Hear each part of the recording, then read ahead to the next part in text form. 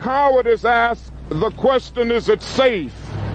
Expediency asks, the question, is it politic? Vanity asks, the question, is it popular? But conscience asks, the question, is it right?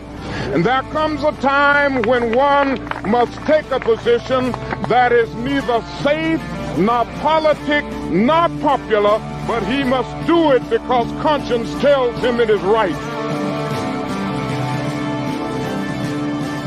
Every time our country stands in the path of danger, an instinct seems to summon her finest first, those who truly understand her. When freedom shivers in the cold shadow of true peril, it's always the patriots who first hear the call. When loss of liberty is looming, as it is now, the siren sounds first in the hearts of freedom's vanguard. Fighting for humanity and against globalism, one mind at a time. It's the Freedom Link with Joe Joseph. Well, it's been a crazy ass Saturday, has it not, my friends? Ooh. Holy smokes! Now, wow. So let's just get right into this, right? Joe here, along with Scotty and Ken. Changed the channel on YouTube, of course, and we're going live. We're live streaming all over the place here. Going to discuss this little thing that happened. Of course, we were going to discuss the that debate debauchery and then the interview, and then the press conference, and then today this happened. And it happened on the day, Scotty, that Richard Simmons passed away, too. Did you know? No, I did not know I'm that. telling you, bro. Something crazy's going on around y'all. That's crazy. Yeah, so... But if you didn't see this coming, I mean, come on. You knew right, that. I mean... And how in the hell is the DNC or Biden or anybody going to deny it, right? Right? I mean, come on. This was crazy. Everybody's been saying this for years, right? That, look... If they can't put him in jail, if they can't do, whatever, they're going to have to resort to, certain things. And, what we saw today, let's just call it what it is, right? An assassination attempt. I know maybe certain networks haven't dropped that hard of a claim down yet, but that's exactly what it was. Somebody tried to assassinate Trump, and luckily they failed, and boy, he is one lucky SOB, right? I mean, that grazed his ear. And how many times have we seen any Trump rally? I mean, talk 2015, 2016, all the way up to 2020s, everything. It's like when I know every time that I've watched one, I've been like, man, they're gonna kill this dude because he tells the truth about the global elite. So I'm like, yeah, man. And tonight I was really caught off guard because it's the first weekend I've been off in a long time, and I'm sitting there. We got a bar in the living room, and I'm sitting there watching on a big screen TV. I'm watching the Trump rally, and I'm sitting there watching. It was like pow, pow, pow, and I'm sitting there going like. And I was hollering at the people in the living room because they were just in there. They're going to get something to eat. It's dinner time. And I'm saying that they didn't kill Trump. They didn't kill Trump. They shooting at Trump and all this stuff because it happened so fast. On the replay, you see him grab his ear and stuff like that. Then he goes, but then I'm like, pow, pow, pow, and then it's down and all these people come out. And I'm sitting there thinking like, oh my goodness, they did it. I mean, I talked about it. We've all thought about it. We've all talked about it. And then there it was on the live feed. It's like, actually, this happened. It was insanity. And so, look at many times in the past, it's assassinations that end up kicking off something bigger, right? So you can look at history and say, wow, when Archduke Ferdinand was assassinated, it sparked off World War I. And yeah, they're usually the catalyst for some huge event, right? Or series of events that sometimes can have pretty cataclysmic consequences. And so this is one of the reasons why I want to kind of discuss this tonight is simply because you're watching history unfold in real time, and very seldomly does this happen. But this is a pretty historically significant event. On top of that, Joe, not only do assassinations, trigger huge events, but attempted assassinations can trigger huge events as well. Yeah, I mean, the failure of an assassination attempt can have just as much ramifications as, say, it succeeding, right? And I think one of the ramifications that we've seen of this right now is that essentially Trump has locked in his presidency. This is sealed the deal. Oh, I look think. And we have to from the beginning of this show about this. And we gotta say, like, okay, now imagine any of us, Joe, Scotty, me, anybody standing there up amongst all these people, and then all of a sudden, that was a headshot. Oh, That was yeah, a no doubt headshot. about They it. tried to get it, They were but going it for did, trying to get it headshots. did. And Knocking them what the reaction of him doing in this situation? He came back up. And here it is. Here it is. Let me play it. Let me play it. Here you go. Absolutely. You see him, wait. And he says, come on, fight. And he's saying, fight. And then everybody goes absolutely crazy. He just had his moment. That like right here. That's his, This image. The reaction of him. I think that says that is a bigger statement. That is the biggest statement of all. He almost got his head blown off with a bullet into the head. We talking JFK stuff right here. And what the first thing, he didn't come up, and he's not like oh no. What he do? Like, y'all tried to kill me, and this is what came out. And I think that is a bigger statement than anything that just can think about. And any human being. He didn't look rattled or scared. He looked pissed. He looked pissed and angry. And I think that's like Joe said, that's like his moment. That's gonna be like a defining moment. Dude, then you got like the picture. Old Dana White. I mean, you think about it, right? He is. Right. He is what would have happened? What would have happened, guys? I mean, seriously, like in our political environment that we're in, what would have happened if they would have actually took him out? Now, I'm thinking that off the top that of my would head, have triggered.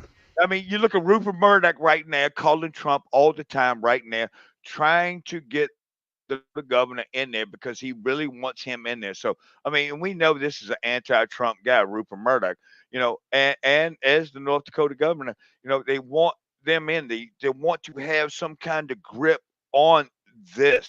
The America First movement. No, they want the global government in here.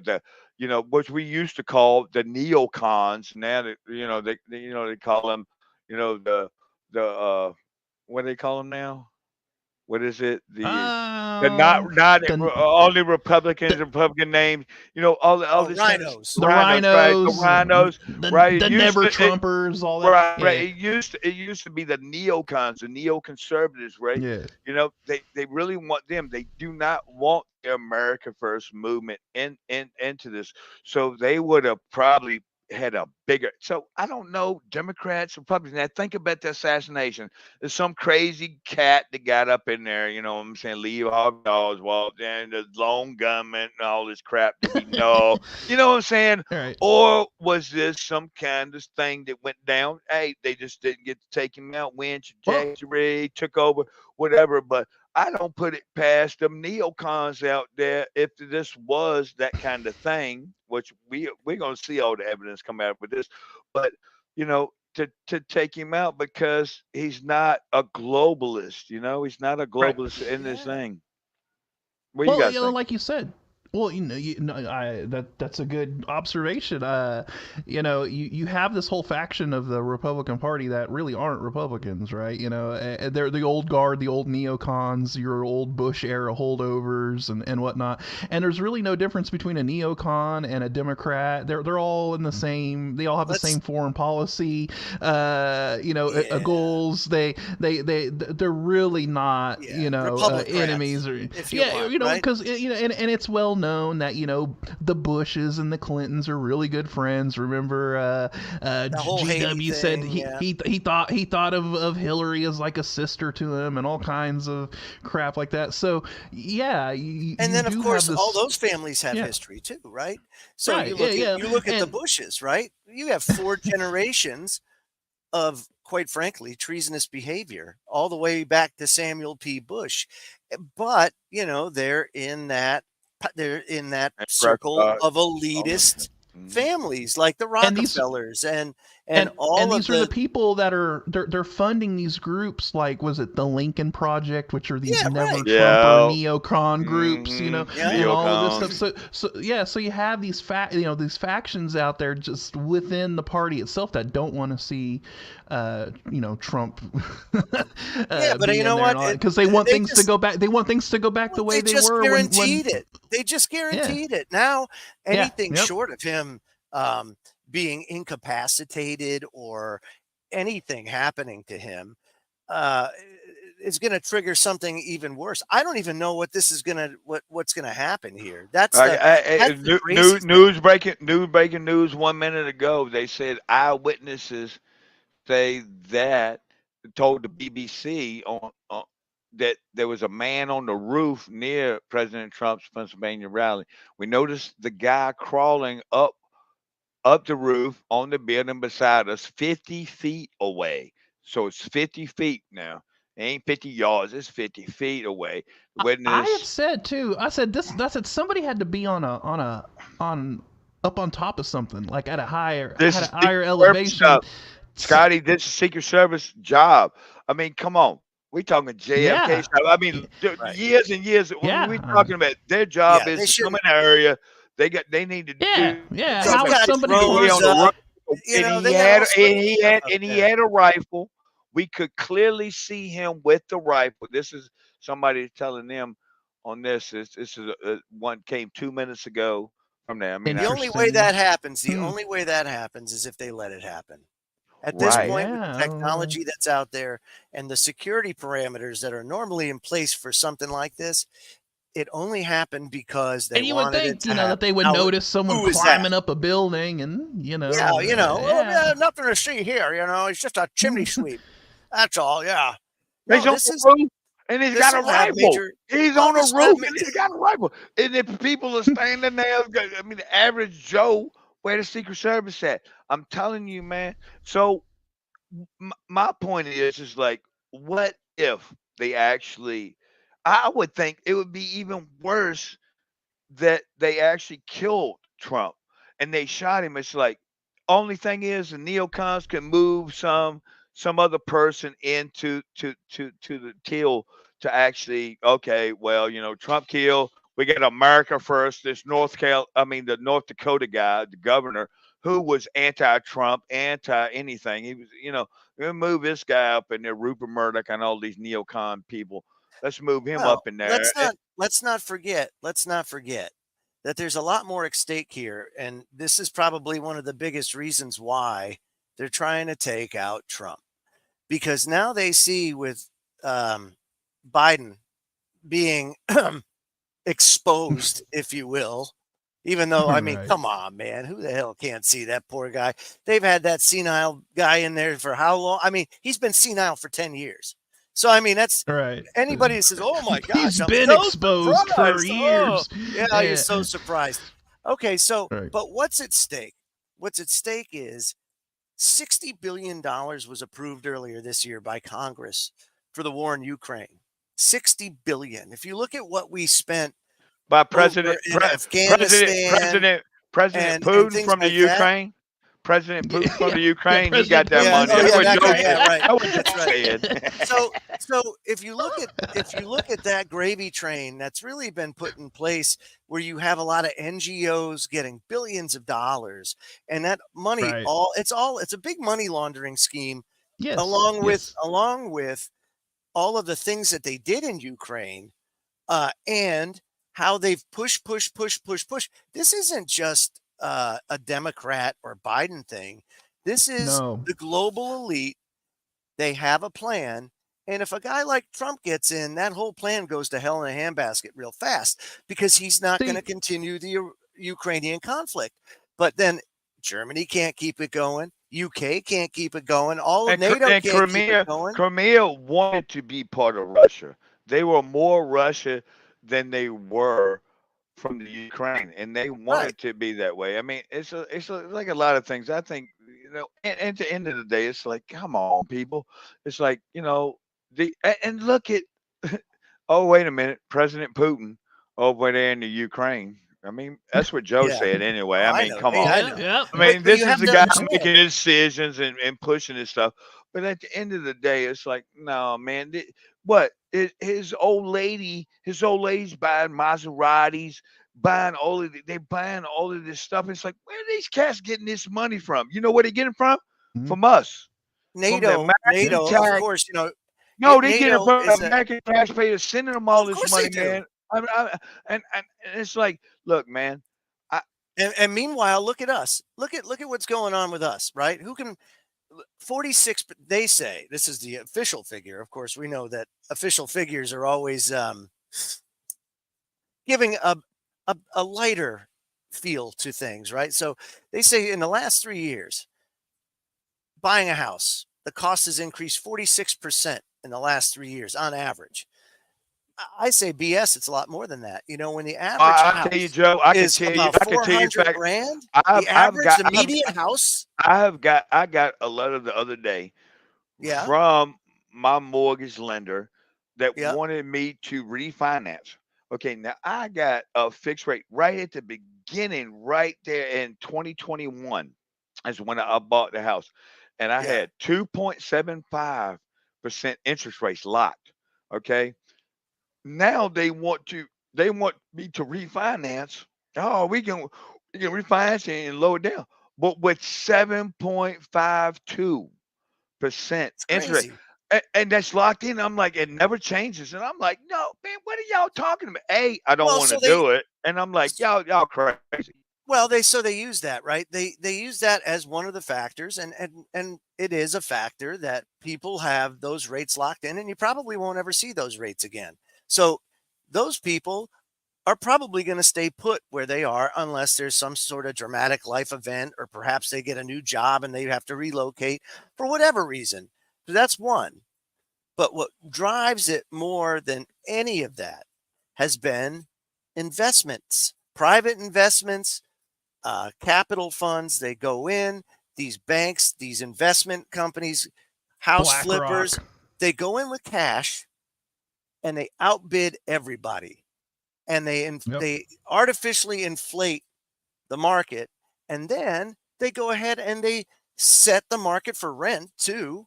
So so not only are they buying the stuff right out from underneath everybody at cash, so they're making money, and then they jack up the rent, which then inflates the property values, and they end up making bank, and it's a perpetual, it perpetually feeds itself. So short of any sort of legislation to say, get the investment companies, get BlackRock, get all of these people out of there and make it so you got to be a private citizen. There has to be some sort of protections in there to prevent that from happening, because now you've just created a shortage where there shouldn't be a shortage, but there is, and so that's a problem that has to be addressed, because you have to be able to afford housing. And then, of course, it's a boon for the municipality. So you think that it does nothing for anybody. The only thing it does is it feeds the government engine, and it feeds the elitists and the top 5%. Meanwhile, it's a huge transfer of wealth is all it is, from the have-nots to the haves. And it's got to stop. So that's one of the things that Trump was saying he was going to fix. If he gets in there, he's got to tackle the problem with this huge real estate bubble that's formed. And he understands because he was in real estate. Because he was in real estate, so he knows. Right. Yeah, and but I want to. These are the things that are at stake. So they don't want to cede control, and so they're going to do whatever they can to make it happen. Today they failed. And I'm gonna circle back to the Ukraine thing real quick because Sure. The public has a very small or a very short attention span, in these modern times, and we tend to forget that all of this Ukraine stuff didn't just kind of pop up out of nowhere in the middle of a vacuum and just Putin just decided one day to invade, just take over Europe and everywhere else, yeah, right? Yeah, he didn't just decide that for one day for shits and giggles, right? People forget that all the way back in 2014. You had the essentially the revolution that occurred over there in the Ukraine, remember? And they you had the orange revolution over there, didn't they overthrew their government, and people tend to forget that Lindsey Graham and John McCain were all down there in the Ukraine, remember, talking about funding the revolution down there. Yeah. And it was pretty well documented too. Yes, it was well documented. There were press events and everything. But dial it back 20 years, Scotty.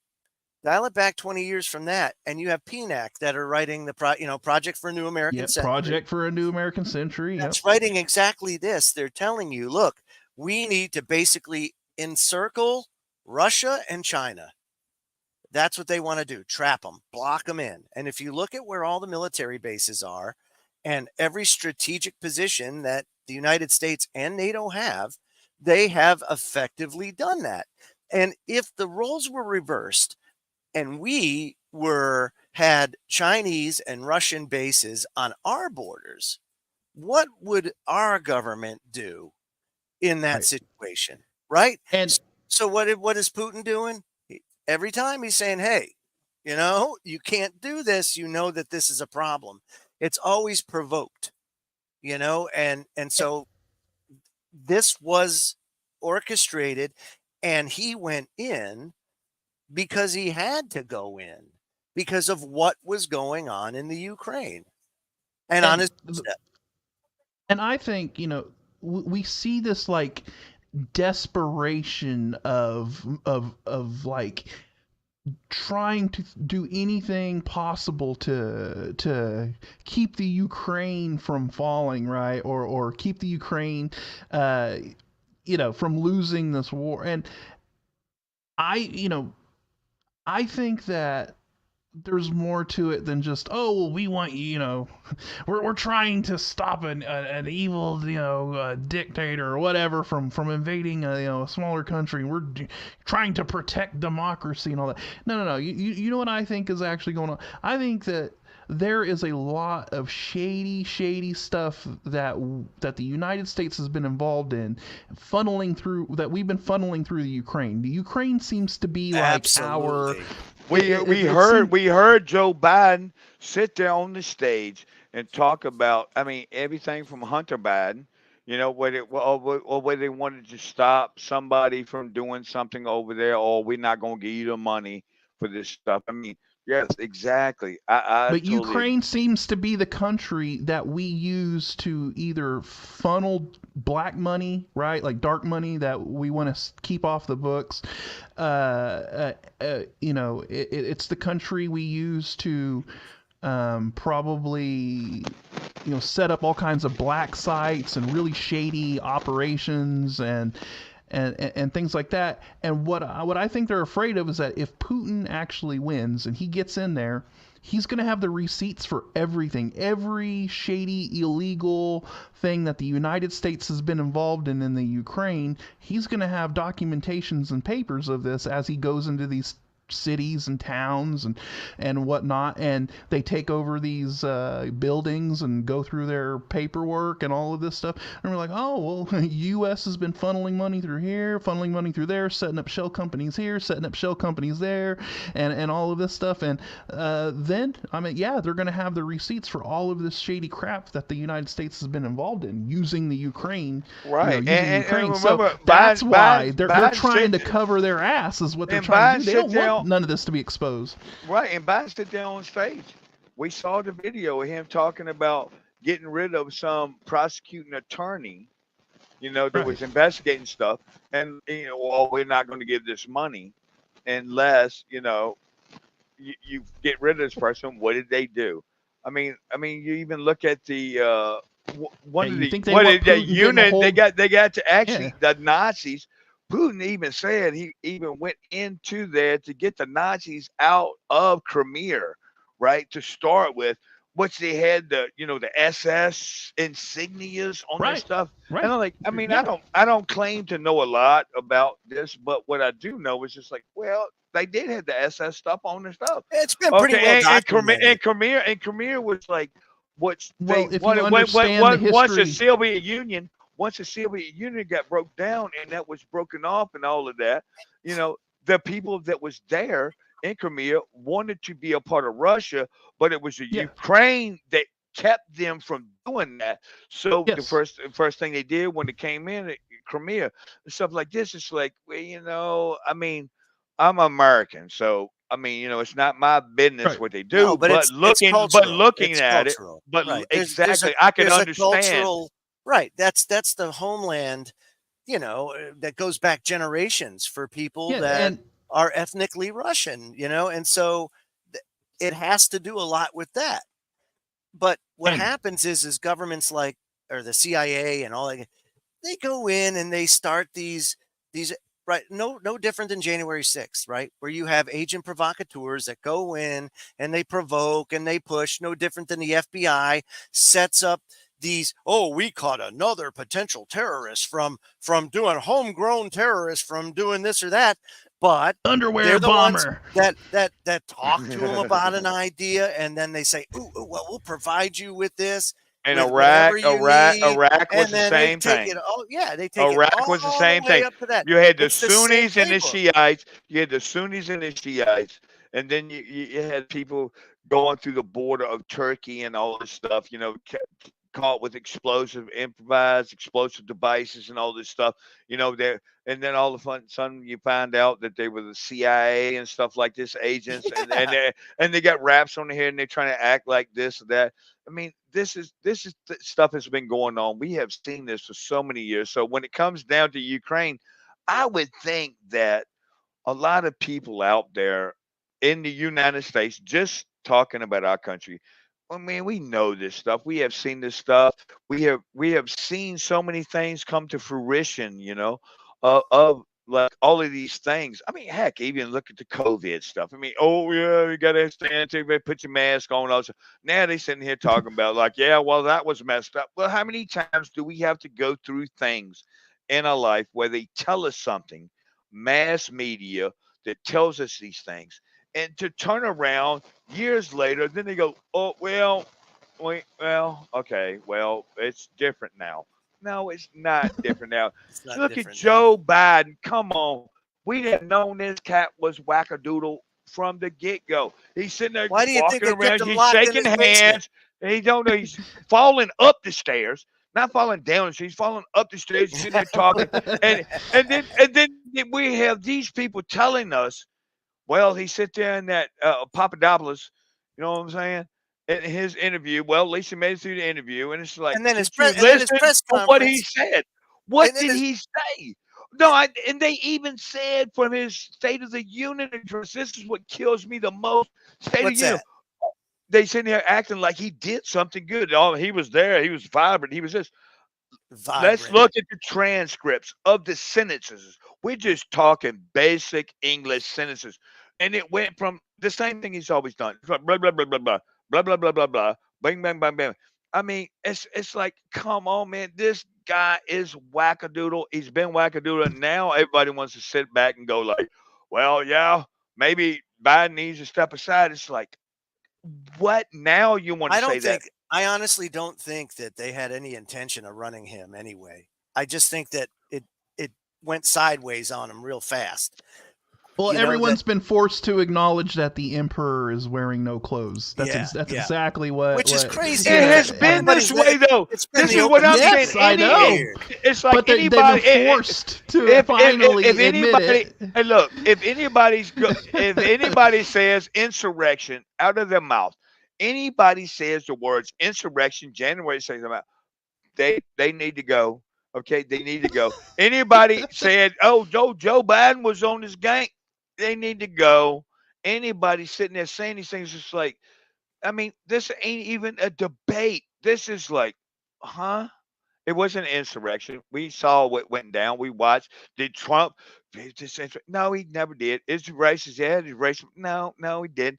All these people doing these things. It's like, no, they're sitting there. These people are sitting there with a microphone, standing with burning buildings behind them, talking about a peaceful, Yeah. almost. So they got the little thing, almost peaceful. Mostly peaceful. Yeah, mostly peaceful. Come on. No, it wasn't. Burning buildings behind you. These are these people. You can never trust these people. Ever. Ever. Anybody says, if you see somebody driving down the road with a mask on their face, they're sitting in the car by themselves in 2024, here, what's the date? July 13th, here now, and you see these people. I'm sorry, these people need help. They need to Well, have somebody intervene and help these people what out did because I'm sorry. what was Joseph Goebbels? Of course, one of the biggest things that he said, Yep. and the biggest things that they do is tell a lie over and over until they believe it. And that's what they do. They just keep lying and say Well, the anyway, sky is green. You're it- crazy for thinking the sky is blue. The well, you know sky what it is reminds green. me of? At this point, it reminds me a lot of Baghdad Bob. Remember Baghdad Bob? Oh yeah, he was the Coming grand out there master of talking, that, man. He There's was. no I was in Americans it. I was here. in Iraq. There's I no was in Americans here. Iraq. We fought them back. I was. But now I'm gonna tell you, it's like that was just like, huh? I'm sitting there, Now, and I'm sitting there, and I'm sitting there thinking, like, what in the world is this guy talking about, man? It's like, but it is the fog of war. And the fog of war can go into politics. It can go into everyday life. It can Yep. go into anything. It's like continue to say. It's like, hey, Joe Biden's on his game. Joe Biden is on his game. He is there. He is the best president that we have ever had. He has taken the economy and he's made. I'm sitting there going, look, I go to the grocery store. Okay. yeah, like, No, are you I think you buy guys the are gas, I pay the crazy? electric bill, and I'm sitting there going like, okay, and I'm sitting there thinking like, hey, I promise anybody listening on this channel right now, I promise you guys, if it was banging, I'll be the first one to go like, you know what? When Trump was in, I thought it was good, but now Biden's in, and it's crackling. No, it's Well, not. It, look, it has went worse. It sucks, and everybody who goes to the grocery store, everybody who buys the fuel, everybody who pays their electric bill, pays their mortgage, the interest rates, and everything that they're doing, everybody knows this, and you can't deny it. that's right. And Right. so, if you take a look at Yep. here's a conundrum that we're in. Okay, and this is, let's take a historical look at that. I'll use World War I as an example, only because that was the first major war after we really had an influx of immigrants. So, and of course, the United States is a nation of immigrants. But you had Ellis Island at that time, at the turn of the century, that was taking in millions of immigrants each year from Europe. Now, come 1914, Archduke Ferdinand is assassinated. It sparks off a bunch of small conflicts, but then treaties force other countries to intervene, thus creating World War One. Now, Woodrow Wilson at the time was dead set against the United States entering the war because it was over the seas. It was across the Atlantic. It's not going to come over here.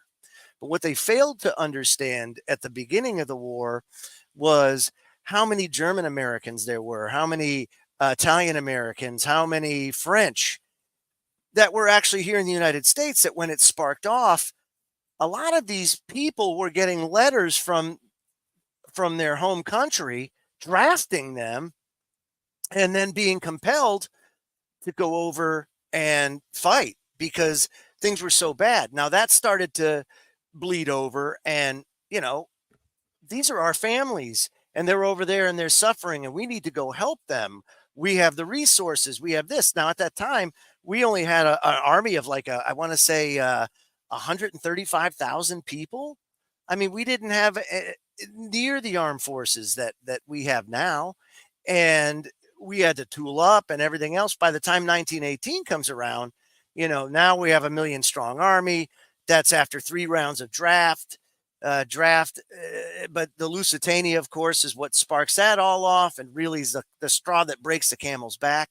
But you see that it was all that first initial shock of Archduke Ferdinand getting assassinated that sparks off a bunch of things, regional events, but there's always a tie back to that. You always have a tie back because we are a nation of immigrants. So how this all unfolds is going to be very interesting to see because of the impact that this has for so many people. And the fact that a lot of people do look at him in a lot of ways as a savior because people are so desperate to get somebody in a position of power that actually has their interests at heart instead of that of the global elite, which is Biden's string handlers, the ones that pull the strings. Right. I mean, really, if you talk about Trump, this is the one thing. Like, we were doing shows back about this when he was running and all this stuff. And it's like, Yeah. when he got on Back the when me and stage, Ken had our own show and we were talking right? about it. Yeah, that's Quest for truth, man. Yeah. Right. And we were sitting here going like, we ain't believing none of these fools, man. You know what I'm saying? But then he get on the stage and he would tell the truth. He was like, that's right. Oh, tax breaks and stuff like that. I took the tax breaks because that's how the system was. Oh yeah, I gave money to these people because I'm gonna get. And he would talk the truth about things that we're like, I don't believe he's saying this stuff. And it always goes down to, for me personally, I'm just going to speak for me. I can't speak for everybody, but for me personally, it's like, if everybody else hates you in the system, well, I'm sorry, but I gotta give you a look and be like, well, wait a minute, let me see here, because the fact is, like, and If you're rubbing everyone the wrong way, then you might be doing something right. You If might you're be rubbing doing all right, those, you might be doing something. And well, I mean, that's his appeal, right? I mean, he's right. anti And the thing is establishment not and all only that that, stuff. but what you did. What you did was everybody hated you and they stereotyped. The Republicans and Democrats hated you. You kept trying to get you, trying to do stuff through your administration. But the thing is I got a paycheck. And when I got my paycheck and I had a couple $100, and I remember waiting for that. I remember when that tax break. Oh no, it's just for the rich people. Well, I'm not rich. I'm sorry. I'm poor. And when I got that extra $200 on my paycheck, I was like, yeah, I was. I was like, yes. And then when them gas prices came down and all of these kinds of things, Yeah. everything that affected me personally, I had to go like, man, I don't know what these people are talking about, because the fact is, it's affecting me different. And then to go from that into what we are now, and I'm sitting here going, Right. It's all a scam. It's wow. all a big scam. And think about what we're looking at here, right? Eventually, and I think it's sooner rather than later, we're gonna have to come to grips with the mountain of debt that's being accumulated. Number one, That's a which lot. which of course, they're talking Great Reset.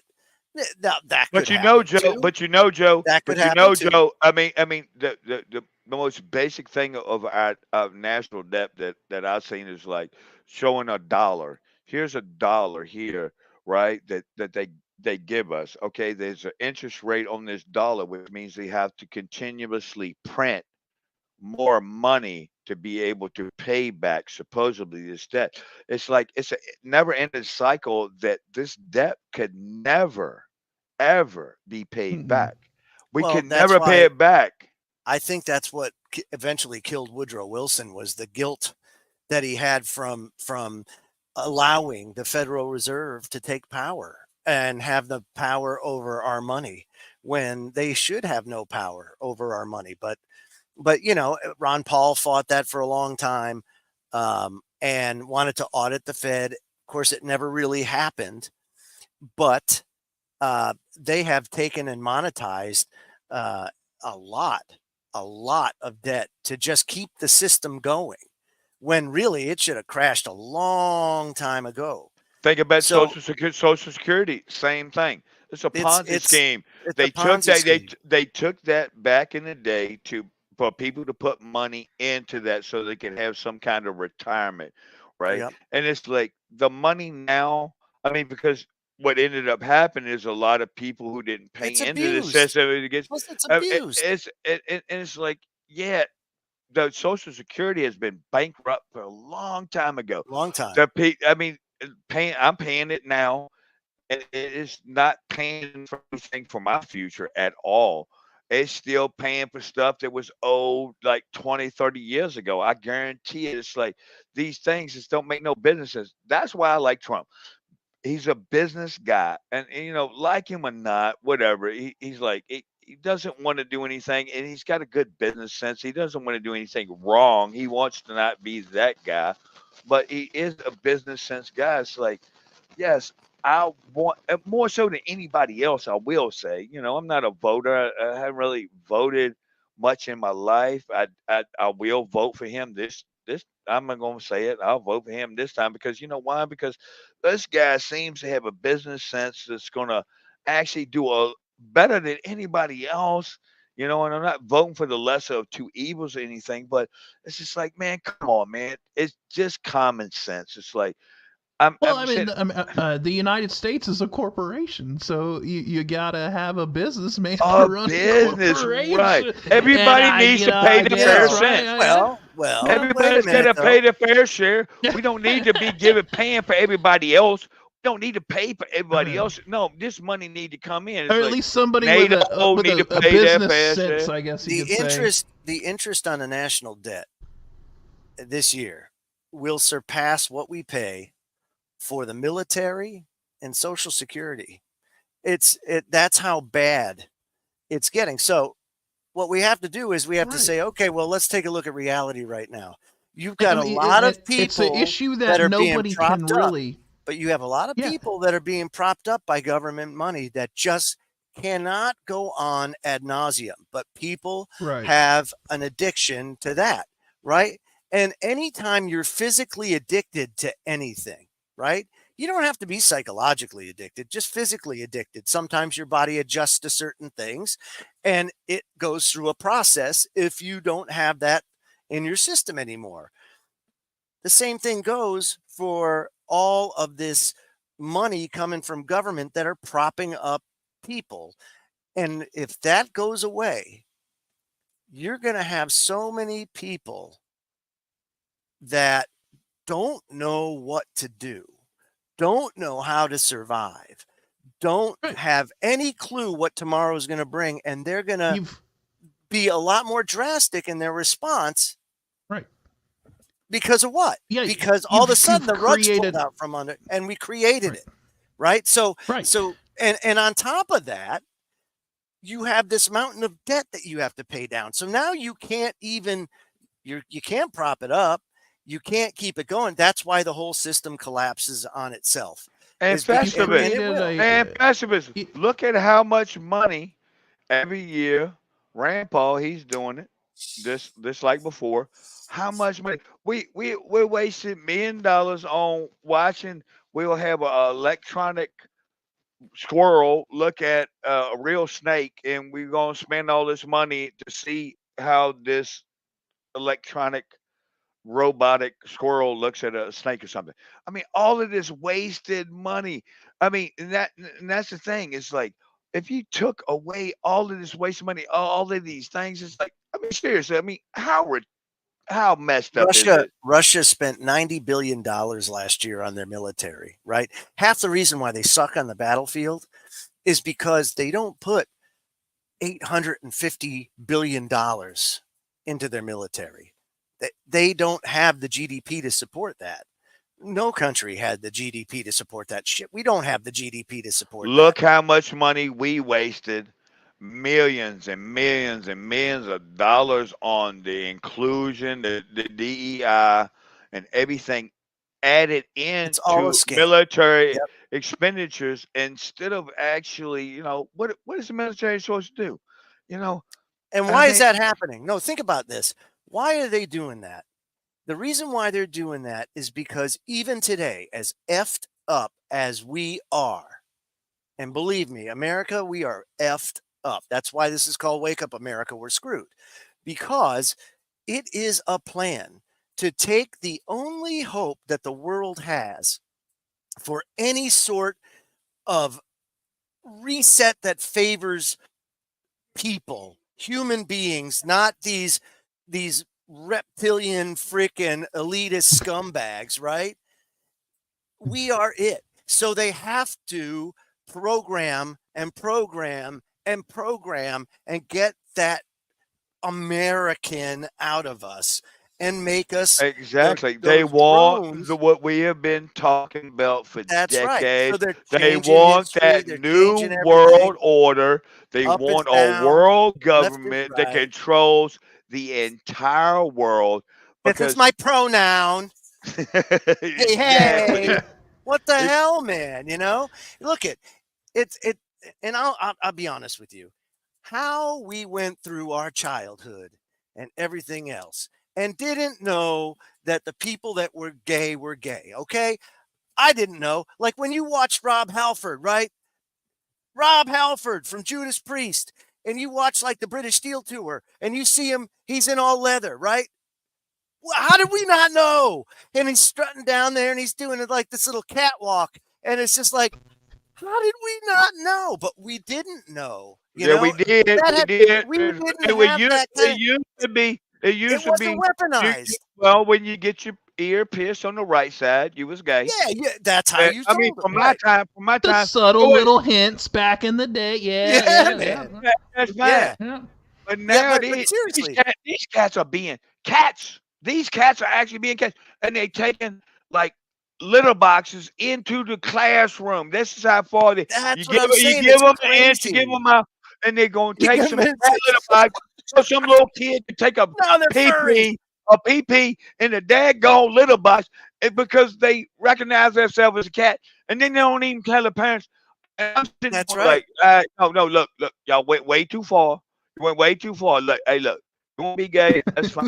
You want to be this? You want to be that? That's right. That's fine. Who But cares? you do not tell kids they can be a dog or a cat and pee in a litter box in the daggone thing and act like this is a adult thing that you're gonna promote people. Come on, man. I'm telling you. I'm gonna go And just Joe like Biden. Come on, man. On if that you're one. born if you're born with a certain set of organs, guess what? That's what you are. I hate to say it, but that's what you are. Today, Joe, I wrote an article about an AI program. AI program can take an actual X-ray of the mouth of your teeth, and they can tell you whether it is a female or a male. I'm sitting there going like, yeah, well, I always thought this about all these archaeologists and stuff. They go out there, dig up the bones. They can tell you from this and that. So I'm sitting there thinking like, well, I guess that blows up all this stuff. If even an AI program would tell you what a male or a female is, it's like Can you imagine, like, if this was say this was a movie, right? And we're showing it to people in the 1950s, and you got people going into school in furry costumes, and you got people saying you need to respect their pronouns and identity. Do you know what would happen? Every parent, everybody, they would just go home and spank their kids right there and there and say, guess what? If I ever see you do any of that, oh my God. I mean, they would, because it's freaking crazy. no, It's and absolutely Joe, I nutty. mean, absolutely. I'm gonna say, look, man, I am a kind, gentle man in my days, and I can respect anybody's wishes in their own life. But when you Yep. come to the children and you're putting this crap in their head, it's like In their no, head. no, Oh, you cannot be a cat. You're not a cat. I remember thinking when I was young, and I was thinking I could put a umbrella up and jump off the top of a roof, and I could fly. I don't want no, and thank God nobody ever. Now I busted my butt, on this on my little thing, but thank goodness nobody's sitting there promoting me. Hey, Go a little higher. Go a little higher. Jump up in it. No. Look, we are what we are. You're It like, it's used to. okay, little It used to kid. be. If I you know. think you're Mary Poppins, you No, can no, be look, Mary it used to Poppins. be. It used to be the big thing.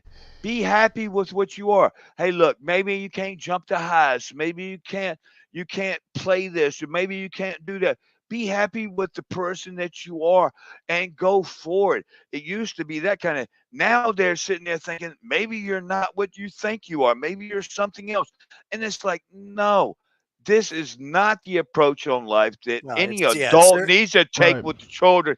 And I'm telling you, it is messing people up bad. well because I And, think and, what and when they happens is stepped it's out of across that, chaos order. and they stepped across that line, once they stepped across that line, I'm sorry, then I have to say, like, Yeah, no, this is wrong. It's absolutely they're wrong. implanting. They're And you implanting. cannot give me one point to actually justify this as being right. No. Instead of telling kids, oh no, these kids, oh, they know when Well, they're in their womb. what do you They know expect to when they're get in their out of it? womb what they know they're not a girl, but they're really a girl, but they're boy. No, man, that's just messed up people But who that's the thing is, project it their does. It own messes stuff people up. onto these kids, man. And It I'm sure saying does.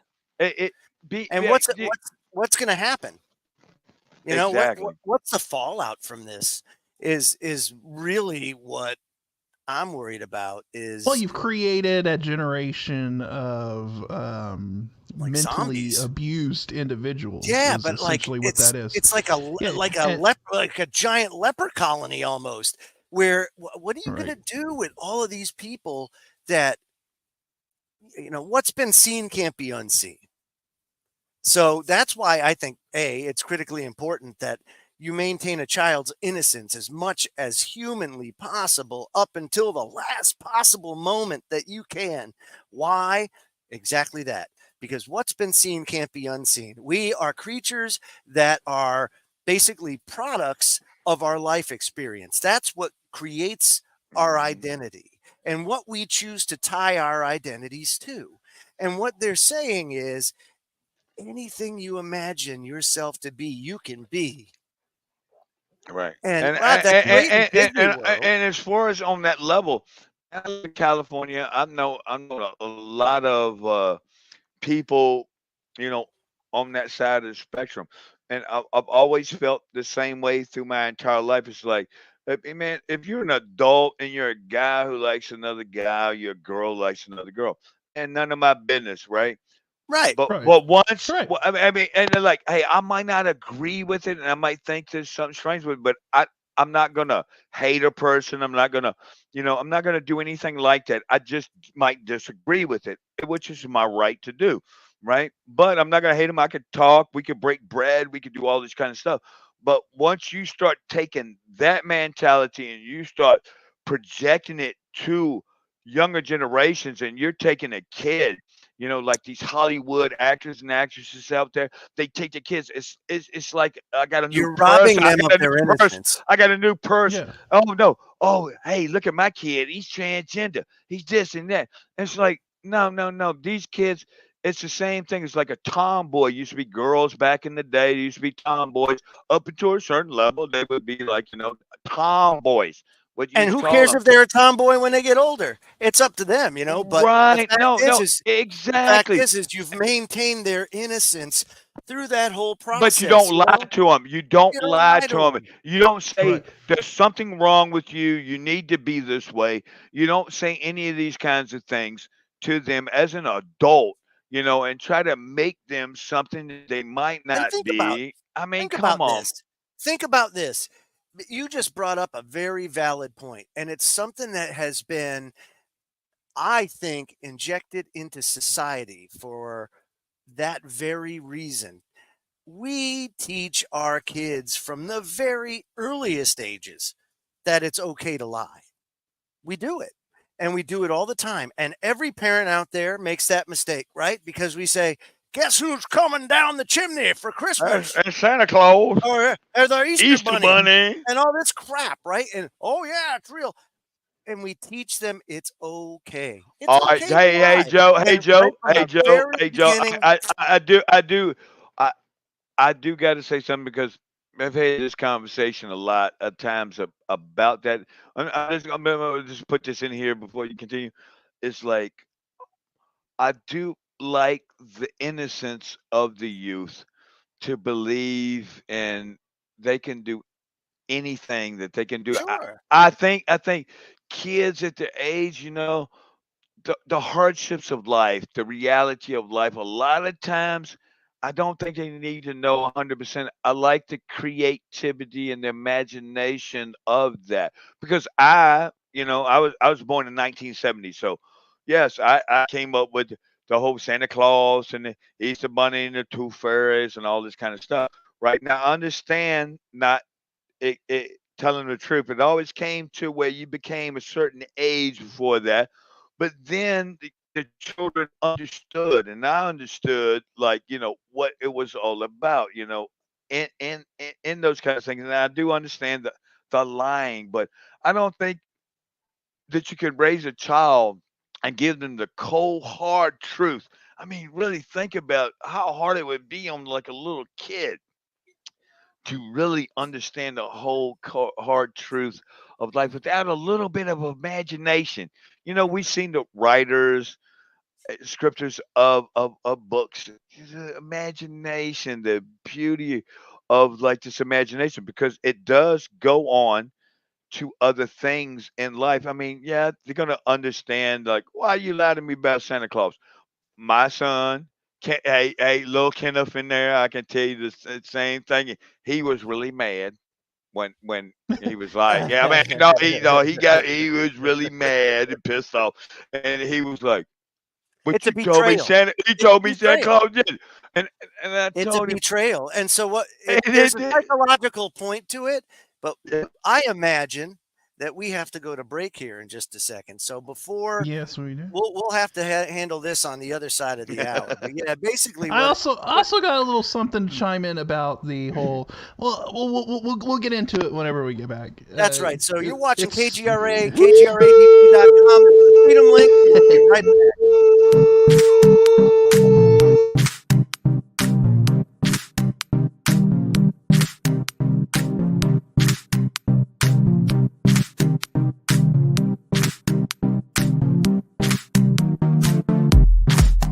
Hey members, the new KGRA DB app is now available on iOS and Android devices. Gain on-demand access to any KGRA DB programming. Download any show directly to your mobile device to listen or watch on the go.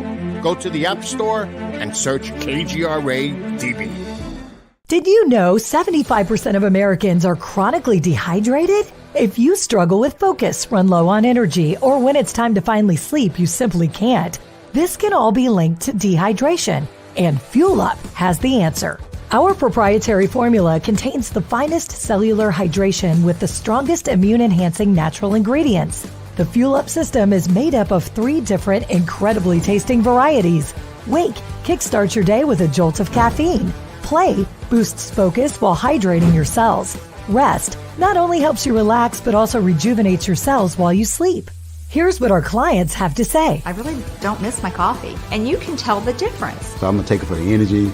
I'm going to take it for the play. I'm going to take it, all day. And it works. That's the thing. It works. We love it. Take the Fuel Up Challenge now, where we offer a feel the difference money back guarantee. Fuel Up for life.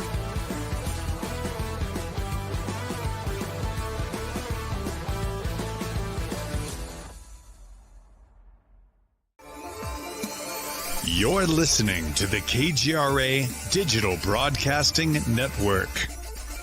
We provide unparalleled coverage of trending news in the world of ufology, cryptozoology, and paranormal phenomenon. Whether you're watching our video live stream or listening to one of our audio programs, you are getting the best from world-renowned researchers and hosts, guiding you through topics the mainstream won't touch.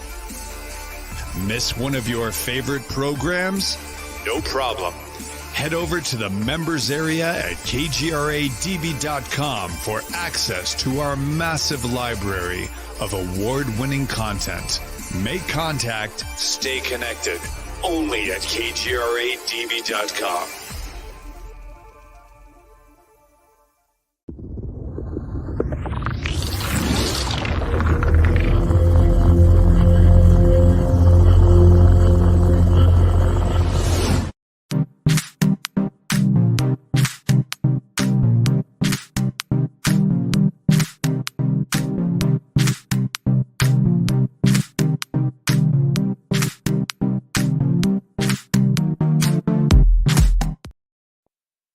It's hour number 2 of the Manchurian Candidate edition of the Freedom Link.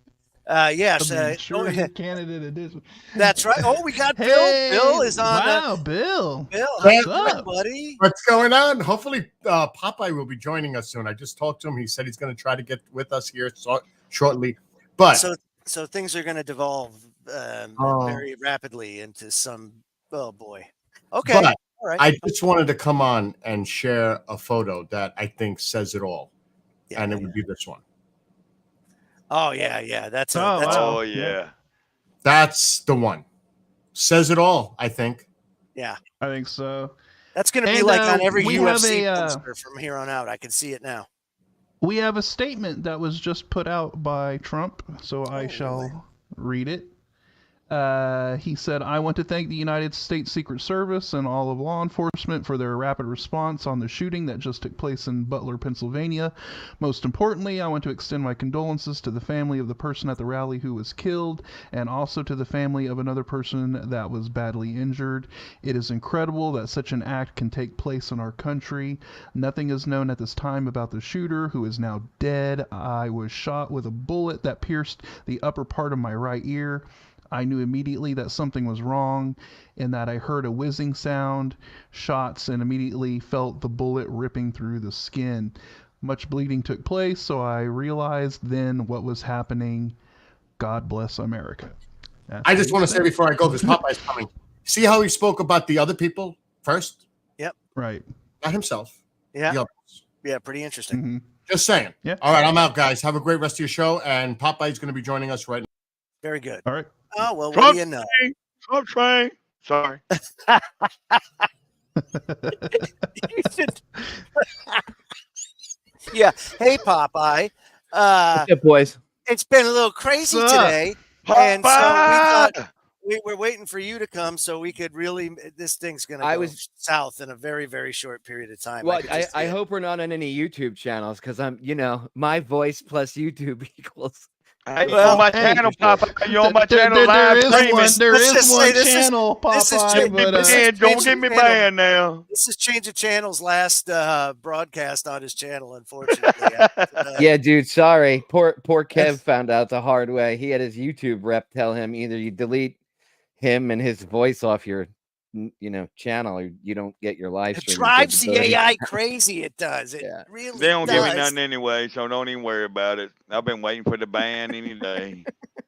I get them every day. No, seriously, even from this broadcast, they well, you can't monetize this, and I'm like, I didn't even try to monetize. I didn't try to put to monetize anything. Exactly. Yeah. So what they say is because of something in the beginning of it, they're like, oh well, we're not going to remove the video. But I'm like, yeah.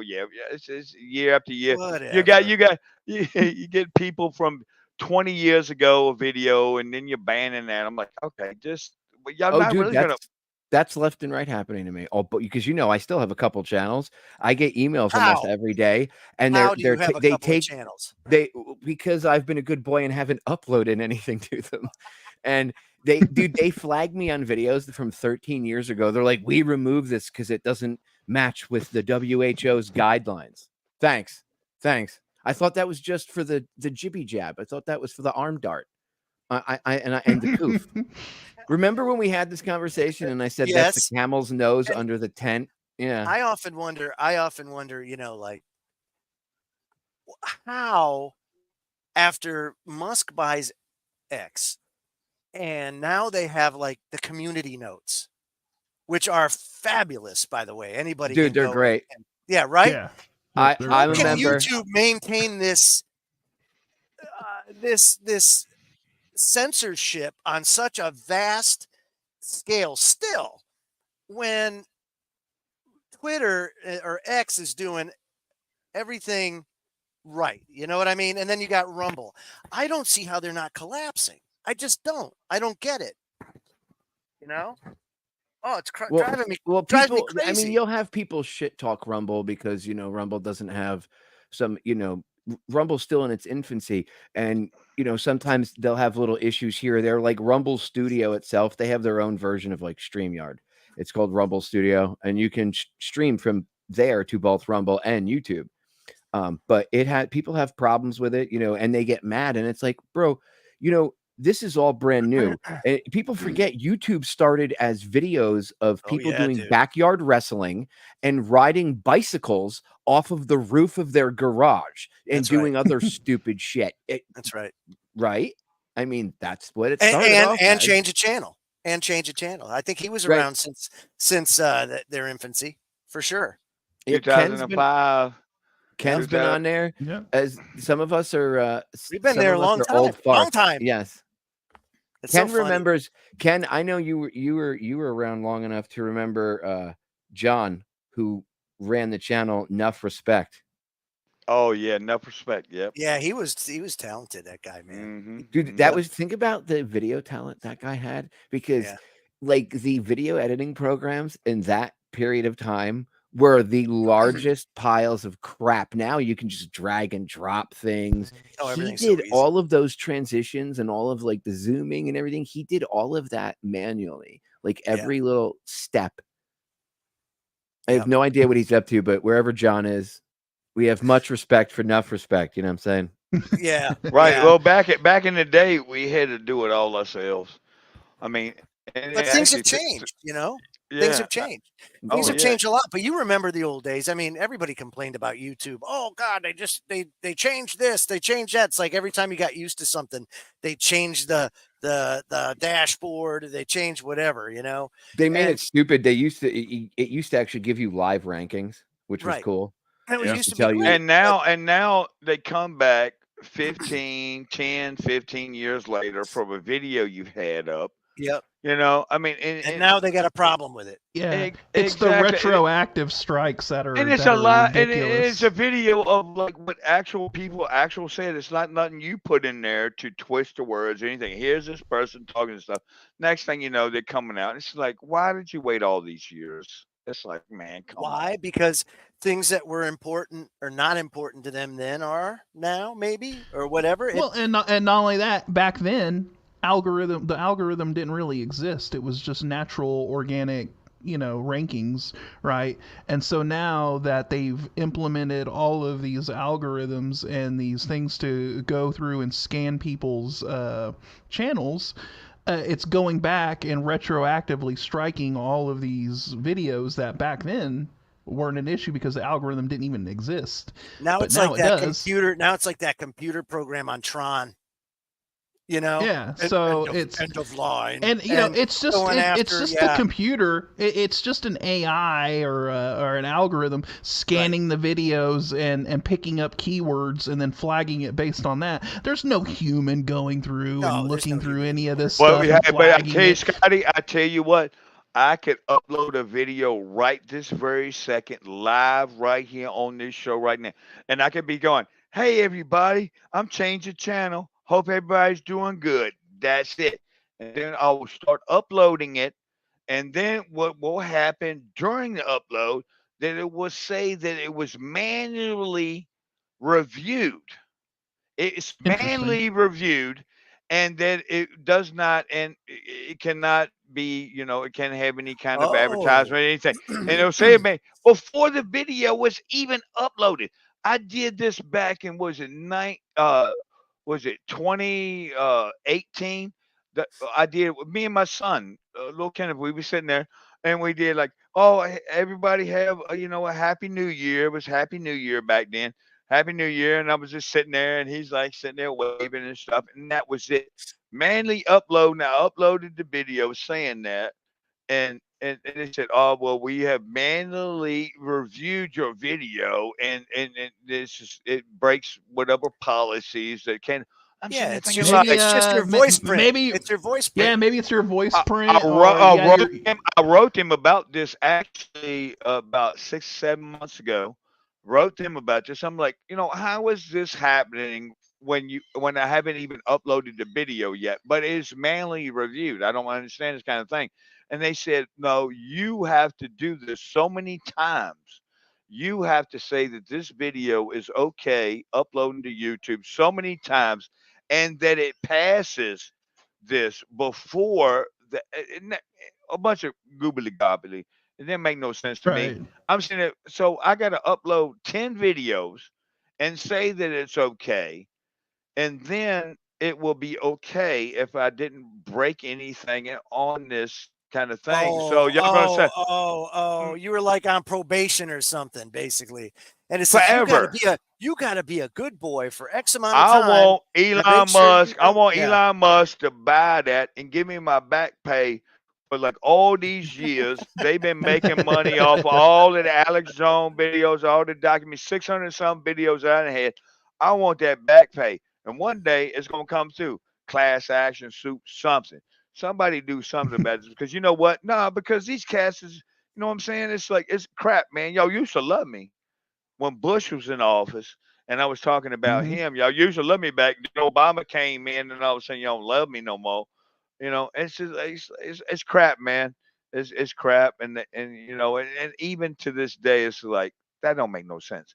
Give me some fairness in this game. I'll understand it if you don't want my video up there, but don't sit here and tell me I put somebody. Here's the video of them talking.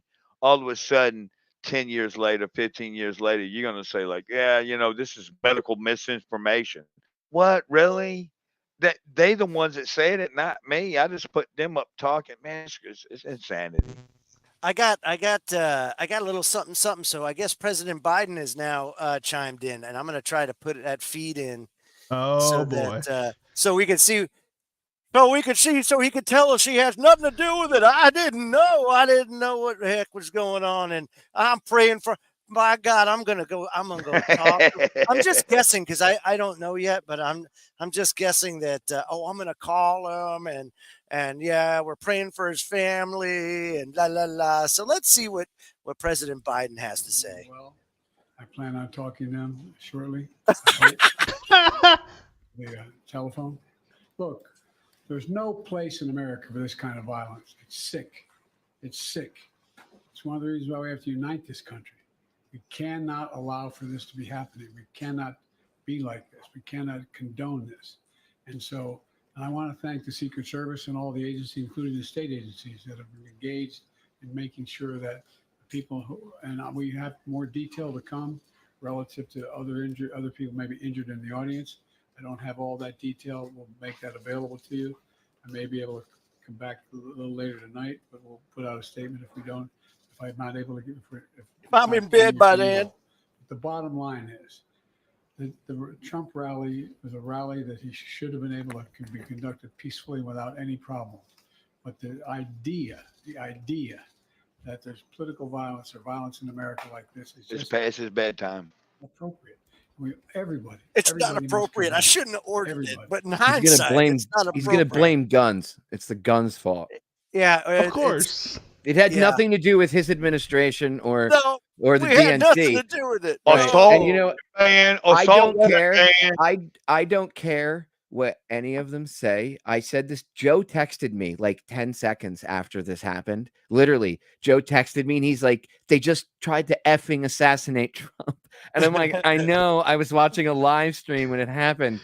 And we're going back and forth. And like immediately, what was like the first thing we both said? I don't care what they say. I don't believe that they had nothing to do with it. Right. I don't care. Right. Exactly. I don't care. And like JFK. This comes from me who says, give a couple days.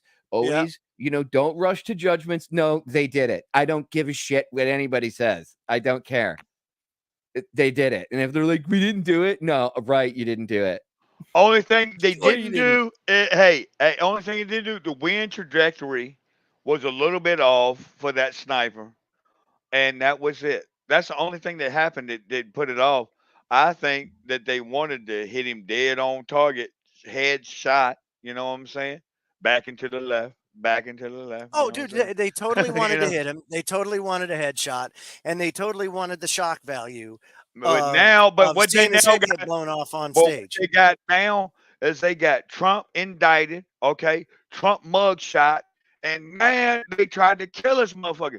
Excuse my language. Tried to kill his cat, and then you know what I'm saying. Now he got his stripes on. He's going like they tried to even kill me. Now I'm talking about the poll numbers. If they would have killed him though, poll numbers would have went up. Then they would have moved the old Rhino neoconservative into that. But now, no, you missed, and it's too late because right now Trump coming back out, had his fist held high. Now this cat is sitting That there was like they awesome, tried. by the way. It That was. was It, that was I mean, that was the moment. imagine that, Joe. Don't let a You're crisis standing go to there, waste. and somebody shot at you. You're standing there. You're talking to your people. You're talking to your folks, and boom, somebody shot you. And the first thing you do, get up. You got to hit the side of the head. You hit the side of the head, and you come up, fist up. Because No. what is he at his Man, core? He's a that's New Trump. Yorker. He's a New Yorker. He's a hustler. That's what New Yorkers He's going have to the be, UFC because like you said, Joe. He gonna walk in that UFC, and and he these said, people "This gonna is my moment. This is my golden opportunity." So he raises his fists 3 times and says, "Fight!" And look, UFC is going to pick it up. Everybody's going to wear T-shirts with all this. It's going to be that's going to be the image that defines him. And who knows, if that's the case, and it sweeps him Like I into said, the presidency, so be it. I'll tell you this: no one in their right mind believes that the government and or Biden didn't have something to do with this. Come on, you got to be an idiot. the time and the Somewhere place. in a Look room at right look now. look at it. Look at where Biden is. Is finally all these people are acting like they saw the light or something, which we have been seeing for years and years. And he's over there shaking people's hands. He's falling up the stairs. He's talking incoherent, complete English language sentences. He goes gaslighting us, calling us ageist. Right. Yeah, And then the media's out there. The media's out there going like, "No, he's on top of his game. He's on top of his game." He's got Now they're going like this, and then all of a sudden, after all 2015, come on, all the way up to all this stuff just went down. Now here goes the assassination attempt. Come on, man. I'm going to Joe Biden go, come on, man. Somewhere in a room somewhere, there's lots of cigar smoke and there's whiskey and brandy on the table, and everybody sitting at their table has a pucker factor of about 85% right now. We have because oh shit. Oh shit. And by the way, what do we do now? They were dumb for prosecuting him because all they did was give Trump street cred. As soon as they made him a felon, do you know how many people were like everyday average people? They took Trump, because everybody used to look at Trump like he was an elitist douchebag, and he didn't understand. That was how the DNC tried to make him out to be, right? That's how any of his political opponents always tried to make him out to be. And there was a certain disconnect where the regular, average, everyday Joe who wasn't a Trump supporter felt disconnected from him.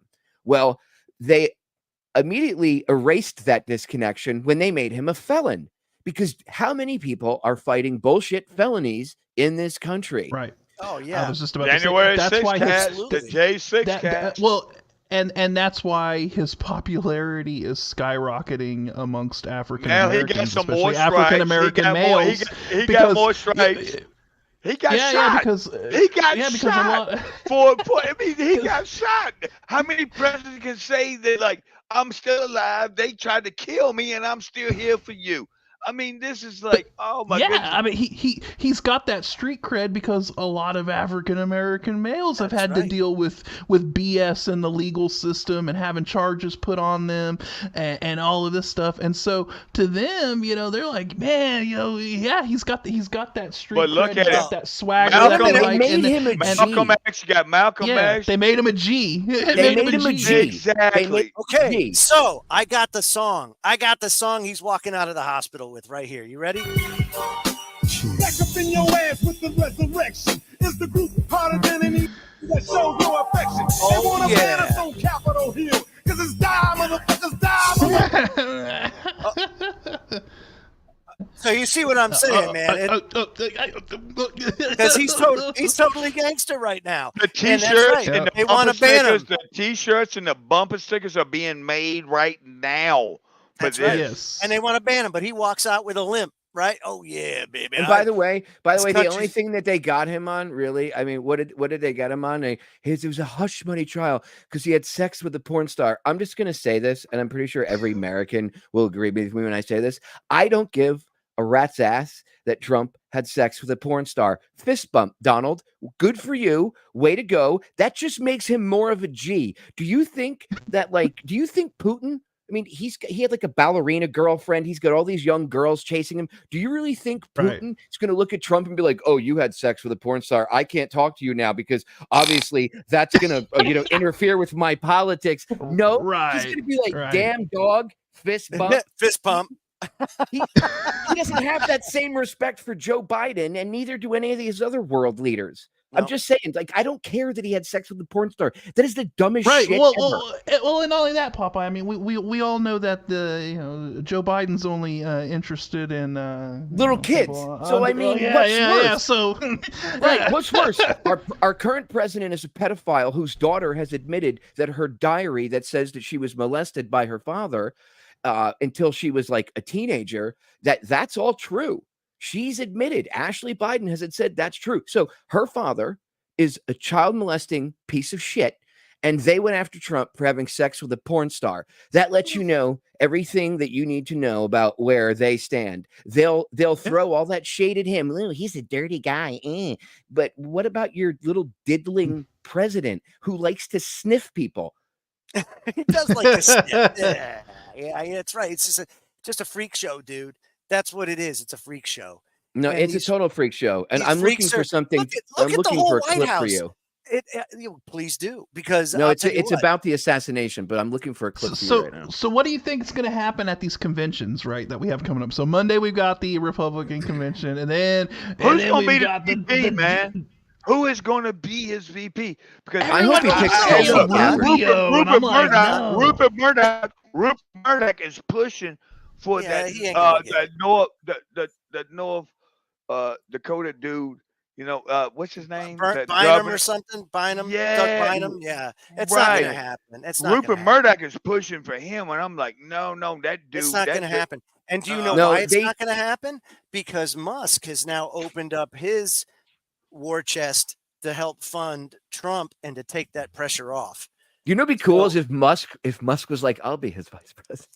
That would be cool. I want Musk to buy YouTube so we can finally be free on YouTube to do what we want to do. Like probably we do. Probably a little overextended right now, trying to go to Mars and everything else. So I mean, I kind of get the whole. He's trying to save humanity. He's too busy. That kind of thing. Actually do important shit. I got to bring this up. So one of my favorite blogs is Alt Market, right? I like Brandon Smith. I have for a long time. 3 days ago, he writes, Trump's return. Get ready for chaos to be unleashed and blamed on you. Now, it's going to be interesting to see how the media spins this.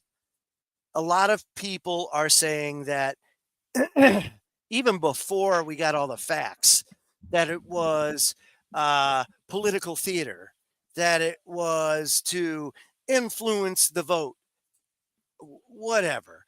You're going to hear and see a lot of things now. This is why I brought up history, talking about World War I specifically, knowing that a lot of people tie their identities to things now more than they ever have, and are plugged into things differently now than they ever have been, thanks to the internet. So a lot of things are great. Some things were probably unintended consequences of it, and there is events that are going to happen. Like, their plan is ever evolving and changing. And I say it's the control freaks, the guys in the cigar with the cigars and the whiskey sitting at the table, giving them the face palm right now, right? They're the ones that are formulating, well, what the hell do we do now since we didn't take him out? Brandon Smith said, yeah, it's happening. The last half of 2024 is shaping up to be one of the most politically insane in a century, and the sparks are already flying. Holy moly, if he only knew this 3 days ago. The biggest moment of absurdity so far might be the first presidential debate between Donald Trump and Joe Biden, in which it was abundantly clear for all who have been gaslit for the last 4 years, I'm saying that, in the world to see that Biden is on a fast track to crazy town. We've been saying it now for a long time. Dementia, he's being propped up and protected by the DNC and the media. So now that we have a vegetable sitting in the office, the nation's in a panic. And the leftists are panicking because they now realize their candidate's a farce. The emperor has no clothes, and they bet all their cash on one very retarded racehorse. And conservatives are celebrating, but also panicking because they think Biden is in his senility might launch nukes at any moment. And there are even people calling for the 25th Amendment and wanting to remove Biden because they actually think he makes decisions. But the fact is he doesn't and hasn't for a long time. And he's been a proxy for more powerful interests. But the thing is, even when he had his marbles, he was a proxy for those special interests. He always was. So getting rid of him early doesn't solve the problem. And if anything, it would make it worse because then you've got, it's Kamala, la, la, la, la, la, la. You don't want her, right? So in the meantime, there are a host of surprises that. Wait, hold on. Why? Why don't we want her? I thought she was qualified for the job on day one. I mean, Vice President Trump was picked by Biden, right? Isn't that what he said the other day? Dude. He comes out and he says, I got my list. I got my list of the people I'm supposed to call on. And President Putin of Ukraine too. I mean, you know. Yeah. But it's, you know, and he's right here. He says there's a potential for shock events. Wrote it 3 days ago. Obviously, there's going to be more shock events, such as Biden stepping down at the last minute. He says, or Trump being arrested but winning anyway, or a major geopolitical crisis, which is used by the Democrats as an excuse to postpone the election. There are things. Do you realize that what he's saying is everything that people said when Trump was president and it was 2020 and he was running against Biden? That, oh my God, you know, Trump is going to do whatever he can to stay in office. There's going to be some sort of event. They're going to postpone the election. Dude, there are things that are going to happen. This is a fact. Look at what's happened today. It's abundantly clear. After Archduke Ferdinand was assassinated, the world plunged into war. This could spark that. You don't know. But they orchestrated his murder on purpose. They used that as the domino. That was it. The whole plan for World War I was to bring about the League of Nations. It didn't work. So then they had to have World War II, consolidates more countries. Because what happened with every world war? Countries became consolidated. Yep. Yes. And then they got their UN, right? And, you know, I mean, everybody likes to think war's a hostile takeover, right? Right, exactly. And people like to think, Joe, that the UN is not like running things, but they do. It's a lot of power and influence. Right, and it's the same thing with our government. They're inept. They're not inept. It's like the Federal Reserve.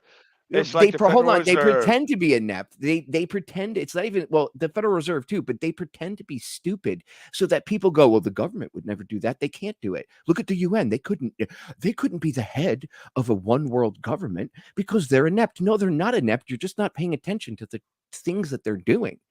I mean, people don't even understand what the UN does. If you bring up the Federal Reserve to them, Ken, their brain melts. I have taxation as theft tattooed on my left hand. It goes right down my wrist onto my thumbs. When I put my hand on a counter, it's right there in people's faces. And I constantly point out, I'm like, taxation is theft. Taxation is theft. And people are like, yeah, I don't like getting taxed. And I'm like, well, you know, you don't have to pay taxes. Well, yeah, I do. No, you don't. No, you really don't. It was never ratified. It's just fear. Can you imagine if all of us, can you imagine if 380 million people in this country all said, you know what, why don't you blow me? I'm not paying my taxes. How does that sound? Come after all of us. What would they do? What would they do? What would they do? They wouldn't be able to do shit. I've been advocating for a long time that people need to band together and do that. Pull a France. You ever want to disobedience? You know, there was a reason why after 9/11 we vilified the French. And believe it or not, the whole freedom fries thing and everything else, they took a lot of flack for taking their stance. But let me tell you something. The French, they know how to F things up if they have to. They know how to get the message across when they have to. And they knew that 9/11 was an inside job. They knew it right off the bat. Why? Because France is a revolutionary country and they're hip on the tactics that these control freaks use. And they've fought against the control freaks for a very long time. So one of the latest crises, there's two of them, right? That really shocked not just France, but Europe. The truckers sat on their hands for 2 weeks and said, guess what? We're not moving shit. We're not going anywhere. We're stopping. We're not doing anything. And they brought the country to a grinding halt. And the government had no choice but to capitulate and entertain.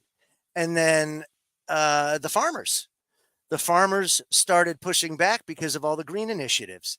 And they said, well, guess what? F you. We're not doing, we're done. We're shutting down. Right, We're dude, not they gonna shut pay things anybody. down all across Europe. So America, we could do the same thing. All we got to do is do nothing. Everybody We- thinks, yeah, we- whoa, a revolution's going to be so bad and everything else. It doesn't have to be. That's Right. why Gandhi advocated nonviolence. That's why MLK advocated nonviolence. You don't have to resort to violence. You just have to not consent, not participate, do nothing. And within a couple of weeks, when everything stops and things become a crisis and people are getting pissed when they can't feed their kids, or there's no gas at the gas station, or the water's not pumping out of the faucet like they used to have, or there's no electricity, there's going to be, and they're coming for your head, and they will, the peasants with the pitchforks ultimately have the power at the end of the day. They're going to have a big problem on their hands, and they're going to have to capitulate if they want to, or if they can maintain power. But if they let it get to that point, it's going to be bad. And it's getting to that point. It's getting to that point. And they've done it to themselves, where they have polarized the country, but in so many different ways. And then they've created echo chambers where everybody's getting pumped up, listening to one side of a multifaceted, complex, these events and opinions and situations, like you know, and then what do they expect? No one talks to each other anymore. So Right, of course, and it's like two it's like I warring was factions. saying. Yeah, it's like I was saying earlier, right? Like they don't have to send some kind of agent or whatever to go and pull this off. They've radicalized people so much over the past, well, I'm gonna say for a while, but I mean, it really started under Obama when we really started seeing this division between, you know, black and white and dividing the country and all that, because it was under Obama when all of this, you know, police violence, police are now racist, and it's the white man, you know, holding down the black man, and the rise of BLM, and all of this occurred under Obama, you know, and then it has just accelerated, you know, exponentially since then. But I mean, they don't even have to really like plan anything. A lot of this stuff can occur organically because they have wound people up so much that you do have people running around thinking that Trump is literally Hitler. You know, in their minds, they think that you know, we're on the precipice of having an absolute dictator take over the country, and that people are going to be, you know, genocided and all of this stuff, and it's I think you're muted, Joe. Yeah, no, Trump's a New Yorker at the end of the day, right? Yeah. And they're mistaking a New York, basically the New York culture. He's the embodiment of it.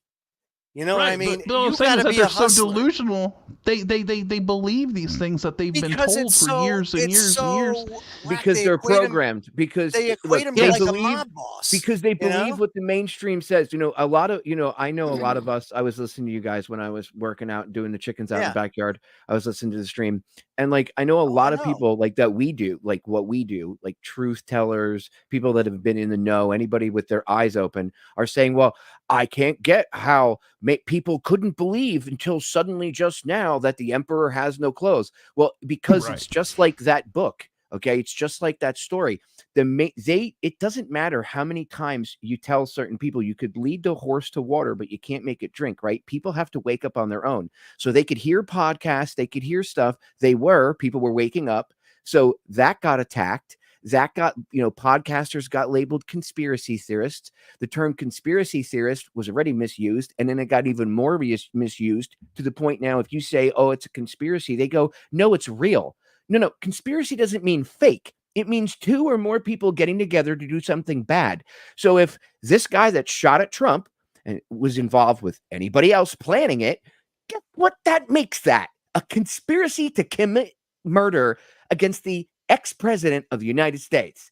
That's what that makes that. Okay. That I can't stand it. Pisses me off. People misuse that term, but it's been done because any free thought podcast were dragging people back into the awakeness, whatever fuck you want to call it, unplugging them from the matrix. They were coming out of their pod and they worried about that. So, and Scott, it was right around the time that Obama became the president, and they could never use racism because remember, they would try to it's just like flat earth bullshit too. They used to be like, oh, I'll bet you think the earth is flat. No one really talks about that. Well, now you have a physical meme because there are people that run around saying the earth is flat and there's a big ice wall.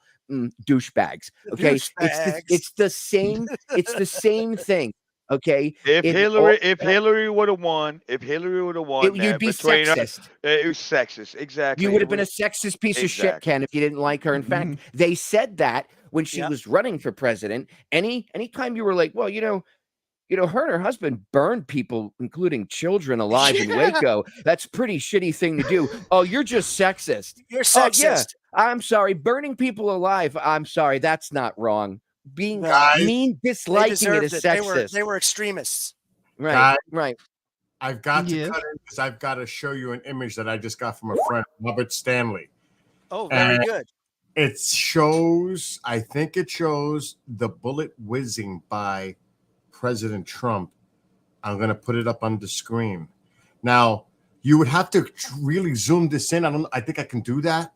I would have to share my screen. Let me share my screen. Let me take this down. You guys see this. And thank you to Robert Stanley for sending this image. Hold on. Let me share the screen. You can see the shriek. You can see the shriek in it. Oh, I'm going to make it bigger right now, so you're going to really see it. So let me bring it up. You see it? I can't see it on there. It's there it goes. See it? Interesting. Wow. It could be.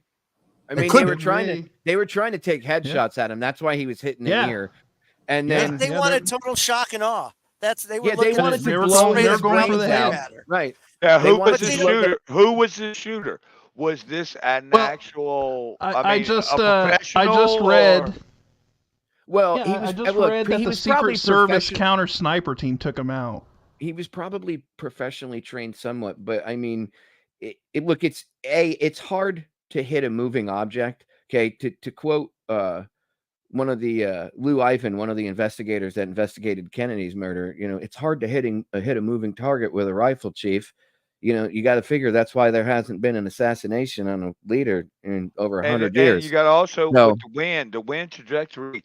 Will blow that bullet off course. The curvature of the earth? Oh, did I just say that? No. But if the earth is flat, Joe, you're gonna woo, Joe. Don't go woo woo on us. If the earth is flat, there is no Coriolis effect. So then it just 101. Sniping 101. There are wind trajectory can be a gust of air at any time during that shot from a sniper. Anything, you could be the best. I mean, at the end of the day, bullet goes down. If there's any shift in the wind, it could take that thing Don't make off. me break out. I'll tell you what. Don't make me break out my ribbons. I'll show you my expert rifle ribbons. Don't give me.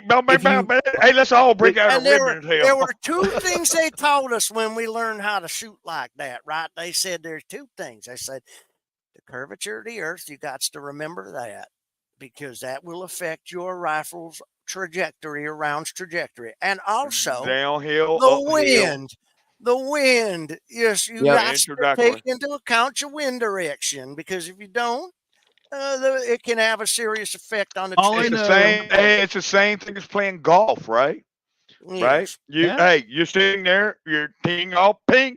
Well, guess what? You teed up. Okay. Well, guess what? The ball's in the air. All of a sudden, here come a gust of wind. And then took it off the trajectory. Bling blong, there it is. You want to know what's funny about all the that? shooter might have missed. The shooter might have missed, but you know what? The counter sniper team, they didn't miss. Right. Well, that's what that volley of fire afterwards was. And if you watch that video, you'll see when he gets shot at. Okay. Three shots. I watched it. Right. The first thing I heard. 3 shots, but then they said it was a total of 8 shots at the end. I put it on again. Well, Right, if you watch it, there was more to there was.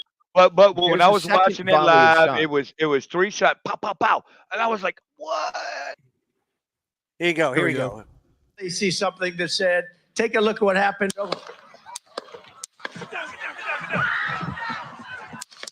What caliber was that, guys? What It caliber? was suppressed.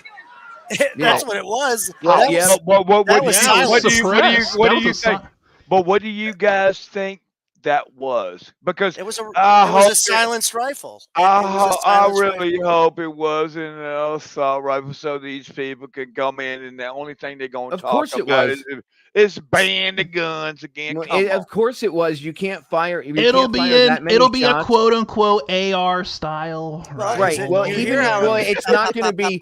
It's not going to be an AK. It's too. The report of the gunfire was too low for it to be an AK. It can't be a bolt action. It can't be can't be it can't be a bolt action because it's fired too fast. There's not enough time in between shots to be a bolt action because you have to cycle the bolt manually. You know what? So it's a semi-automatic rifle. It's probably based off of the AR-15 platform. Wait a minute now. Hey, Johnny's saying here 22 long rifle because I'll tell you what. Now I had a Marlin that could hold 15 rounds in the tube.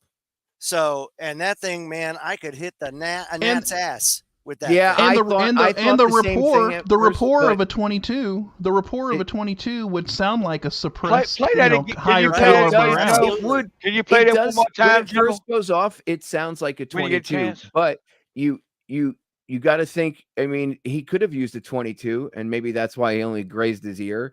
But Trump, it ain't no 50 caliber. That's for sure to blow. Well, no, they wouldn't use. You wouldn't use a 50 caliber. You could use a short-barreled rifle based off of, and it's not even AR-15. The AR-15 is the civilian version. Short range, though. Okay? It's got to be short range.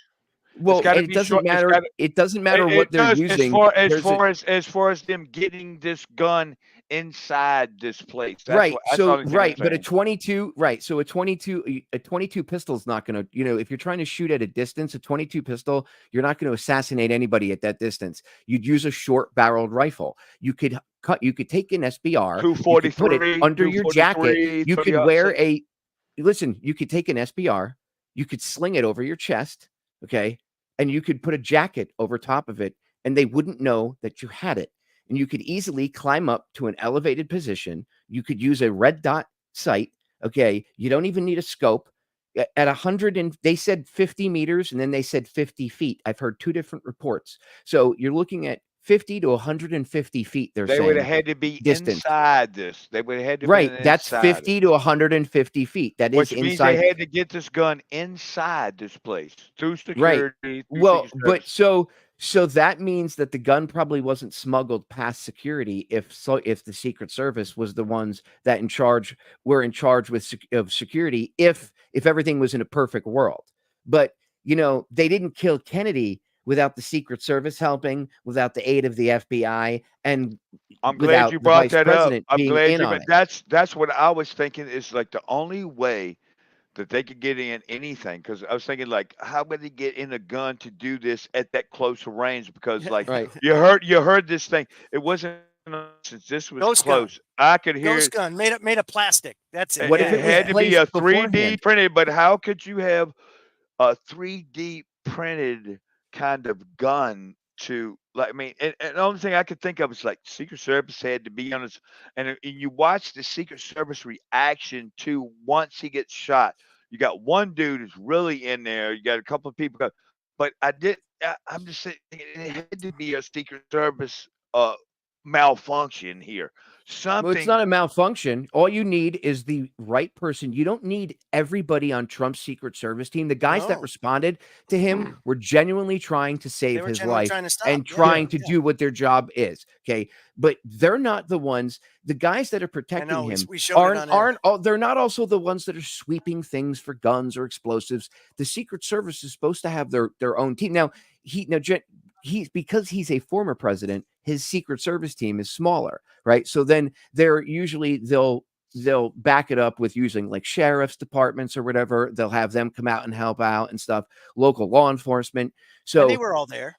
Right. And they were all there. So how does somebody get a gun past all those law enforcement officers? They don't. The answer is the gun was inside before anybody got there. Yeah. Which is Secret Service. That's Secret Service stuff to be able to checking in on all this kind of stuff. Bingo. Yep. And bingo was his name-o. That you're not getting, because then they'll come up with some bullshit that it'll be a ghost gun or 3D printed or whatever, like you said, and it's going to be, oh my god, ban it and more legislation and more bullshit. Right, that won't be even and that would have been a side intention, but that's going to be their focus now. I will not be surprised if they go after gun control now, because they have to do something. They can't look like they did it, Scott. Right? Yeah, and you got to remember here, just very, very recently, the Supreme Court reversed the ruling and declared that bump stocks are legal. Which, by the way, that was Trump that banned bump stocks. Yeah, and that was just under a lot of pressure. He was just trying to satisfy. Yes, but I'm just saying that was under. It doesn't matter the pressure. He did it. He did it. That's right. Yeah. So they reversed that. So that was a big loss for them, because bump stocks are back on the table now, and so that was a big blow to the gun control thing and all that. For 40 years, he was a Democrat. Yeah. For a long time. Look, it's real simple. They want your guns, Joe. They want Ken's guns. They want Scott's guns, and everybody listening, they want your guns. You know why? I'll quote Admiral Yamamoto, the architect of the invasion of Pearl Harbor. He said he would never dream of invading the mainland United States, for there is a gun behind every blade of grass. That's why they want your guns. But there aren't 1,000 ninjas. Like we No, there's more than 1,000 of us. We're just quiet. I know Ken's a ninja. I thought for sure that the White Knights were going to swoop in and save the president. Look, I can't talk about this. Benjamin Fulford asked me to not disclose any information about the White Lotus Society. Hey, okay, Popeye, we all know the real reason why Trump survived this thing is because there was a white ninja that was so fast, he jumped in front of him, deflected the bullet with his katana, and darted out of there so quick that nobody even saw it. Just wait. He looked like Bush. He looked like Bush Jr. when that shoe got thrown at his head. Where he looked like the Matrix. He came back. What now? Boom. He was gone. You know what the problem is? The sniper only took 2 of 3 things into account with trying to shoot Trump. He obviously was. I mean, he was shitty at windage because he wasn't paying attention. Right. Radchick pointed out you could see the girls in the background of Trump during the speech. Their hair is blown all over the place. Like, dude, any shooter would have looked at that like a flag or anything. But nope, don't pay attention to that. But the one thing he didn't take into account, he was wind, maybe the Coriolis effect, but he didn't take into account the weight of Trump's balls moving him. Okay. And that massive brass set that he's got. And gravity, even though we're not really sure how gravity works, right? It was pulling Trump just down just enough that the bullet whizzed by his ear. That's right. Check this out. Here he is again afterwards. Wait. Let me shot. Yeah. There you go. Yeah, he just won the election. Yeah, that was it, man. Yeah, that's the first thing I said, Popeye, whenever, because I was asleep whenever my mom woke me up and they were like, they shot Trump and all that. I was like, what? And I was like, is he all right? They're like, they said he's going to be okay. I was like, well, they just secured his presidency. That's exactly what they did. They just, Trump's going to be the president. He's like, don't worry about it. It's okay. I'm going to tell these people. And then all the, like Joe was talking about, like we were talking about earlier, all the imagery coming out, of him pumping his fist, all the pictures, those are going to be like Pulitzer Prize photos, for those photographers. Those are like once in a lifetime, photography shots. That's Trump's Iwo Jima shot. That's the flag raising in Iwo Jima for the Trump campaign right there. That's what that is. Exactly. Now you can only hope and pray that enough people are moved by it to be able to, actually get somewhere and overcome the tomfoolery of election manipulation, which will happen if we get to it. But I'm afraid that this is going to trigger. This is an oh shit moment by the control freaks, right? Because they effed up. They effed up. They were like, the guy missed. Oh shit! What do we do now? That's why I said right now there's a pucker factor of like 85%. What do we do now? Jesus have mercy! What do we do now? The guys in the smoky. The guys in the smoky room with the cigars and bourbon right now are like, oh crap, okay, plan B. They're like going through all their papers and pulling out folders. Let's see. We'll get Poland to shoot down one of their missiles, or we'll do something where they shoot down a Russian airplane and then they get involved and then NATO gets involved and then that's what we got. I'm telling you, something else is coming. Dude, the other day at that NATO press conference, bumbling Biden comes out and introduces Zelensky as Putin, and then tries to stumble his way through unscrewing that up, and then while they're talking, that he took questions, and he was getting pummeled like at that the second press conference he did like 2 hours later, he's getting pummeled, and then this like French guy or something, the big boy conference. Fucking John Kirby. We're gonna call it the big boy conference. Kirby, you're fired. You're in. Dude, yeah. Between him and Jean Pierre. Oh, gee, dude, the two of them are just. Oh my lord! And usually they bring him out because she's such a cluster F. Anyway, what this French or whatever the hell he was reporter comes out of nowhere. He was an obvious plant, and he's like, President Biden, people in Poland are worried that if Trump gets elected, he's going to allow Putin to invade Europe. Like, Putin's not Adolf Hitler. What the? They're literally trying to make him out to be Adolf effing Hitler. And it's ridiculous. Like, dude, would you stop? They're trying to scare the shit out of everybody. And it's like, and there are people that are buying it. They're like drinking the fear Kool-Aid. They're like, give me more. So at this point, Popeye, who's Hitler? Is it Trump that's Hitler? Is it Putin that's Hitler? Is it everyone's Hitler, Scott? You're Hitler. Everybody. Yeah, I heard that you're a Nazi, Scott, even though you're completely Latino. Because people don't even know the basic definition of fascism. They don't understand that when they say, oh, well, Trump's going to usher in a fascist government and everything else. They don't realize that we already have one. It's already here. You've been living in one for 20 years now. Yeah, I don't know where the hell all of you people have been, but welcome. Welcome to the show. And it's funny. Put your mask on. Our generation, put your mask on. Seems to be the first one that actually gets it, where government intervention happened to the point where our generation was like, enough is enough. We grew up without seatbelts and we lived and we're here. And by God, we're still going strong. We rode in the back seat of the station wagon, Joe. Or the pickup truck. Right?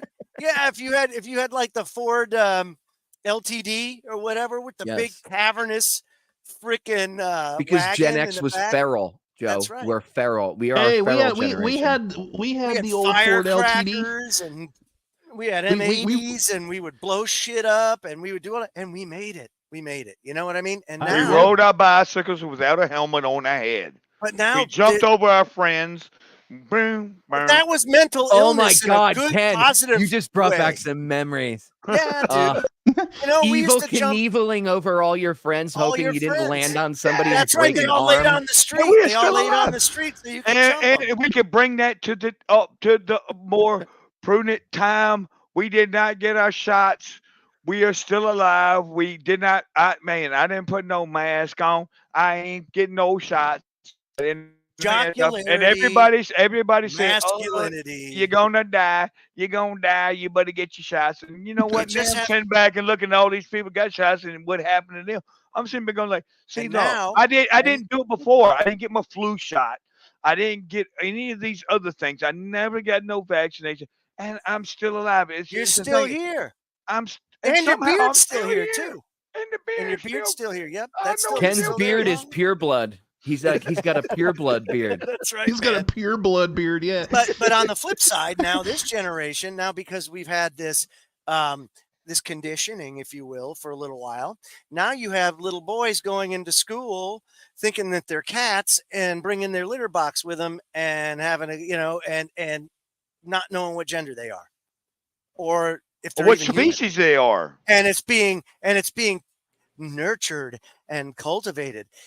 We have a mental health crisis right now in the United It's called States. dysphoria. And it's being for a reason. It's called dysphoria. Nurtured. Why? If we just stick to the English language, it's like pronouns. It's like we've always had pronouns. Pronouns has always been a part of it. It's like if we stick to the reality of our language, okay? You know what I'm saying? It's like it's always been this way. So therefore, a dysphoria makes it okay. If you got a gender dysphoria, well, that seems to be a problem. Okay. And now, if you get older and you want to do what you do, I don't care. But kids, and kids gonna be a cat. I remember, like I said, jumping off a roof. I thought I could fly. I watched. Oh Mary yeah, man! I put the Poppins. cape I'm gonna on. jump It can off. happen. I jumped off a trailer with an umbrella. Okay, this did not work out good for me. I busted my bottom. Dude, you know what I'm saying? And I learned it's like touching a hot stove. It's red. Don't touch it. It's red. You put your hand on it. You burn yourself. Yeah, okay. You're not gonna go back, and nobody's ever.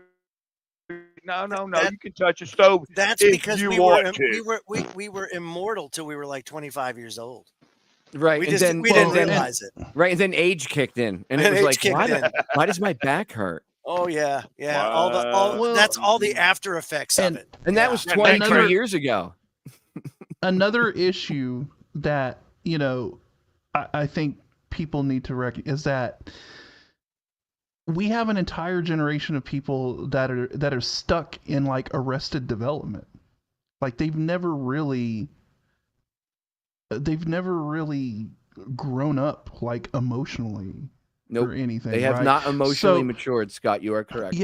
Yeah. So you have like an entire generation of people that are like in their 20s and 30s that still have this mentality of a teenager, and they still want to like live their lives as a teenager. And we see this reflected in like pop culture and everything. Everything is superhero movies, everything is cartoons that people once watched when they were kids are now being rehashed to a more mature sort of audience, but it's still the cartoon. It's still all of this stuff that generally maybe you should have kind of left that behind when you're in high school or something, but they're still like into this stuff. And I mean, I don't have a problem with people having interests and stuff. I mean, look, I still watch anime. I'll watch the occasional episode of Dragon Ball Z or whatever every now and then, but I don't like consume my life with this and still live the way that like that I did back in high school, right? And you know what, this is where I also think why you see such a prevalence of or a high amount of people that are sympathetic towards the socialist and communistic sort of view and ideology. Because me personally, I believe that like socialism and communism is a ideology that is for immature people, right? Like socialism and communism is very appealing to younger people, I would say. Let's show, hey Scott, show anybody who has grown up and their family's grown up in any communistic thing. I mean, like this is an ideology, like you said. It's like show anybody who has been in the society of this. It goes like, yeah, you know what? Communism is the bomb. It worked out in our country, and it's like no, like you said, the young people now here living in a republic. I mean, it's not a democracy. The rhetoric. It's only a part democracy. Rhetoric. We're living in it. And they think like, oh, yeah, okay, the state gives us this money and all that. It's like, no, send these people to an actual communist country for a week, 2 weeks, 3 weeks. I've traveled around the world and I've been in other stuff. And like I had questioned my own country here in the U.S. when I travel, and I'm gonna tell you what, the one thing that will wake you up most in any other thing is to go to another country and see how much rights you have, see how much anything that you have, and say like, oh yeah, I want to live here. No, you will not. Right, right. Because the promises and the essentially the propaganda and the talking points of communism and socialism appeal to younger rebellious types, right? Because they feel like they're going to be part of a revolution, man, and they're going to stick it to the man. Anything. And they own nothing, and they'll be happy owning nothing and letting the state and government take everybody else's shit. Look. You're dealing with a lot of people that also just, they floated on the backs of their parents' money, and they really never had to have any they never had any hardships or had to do anything themselves.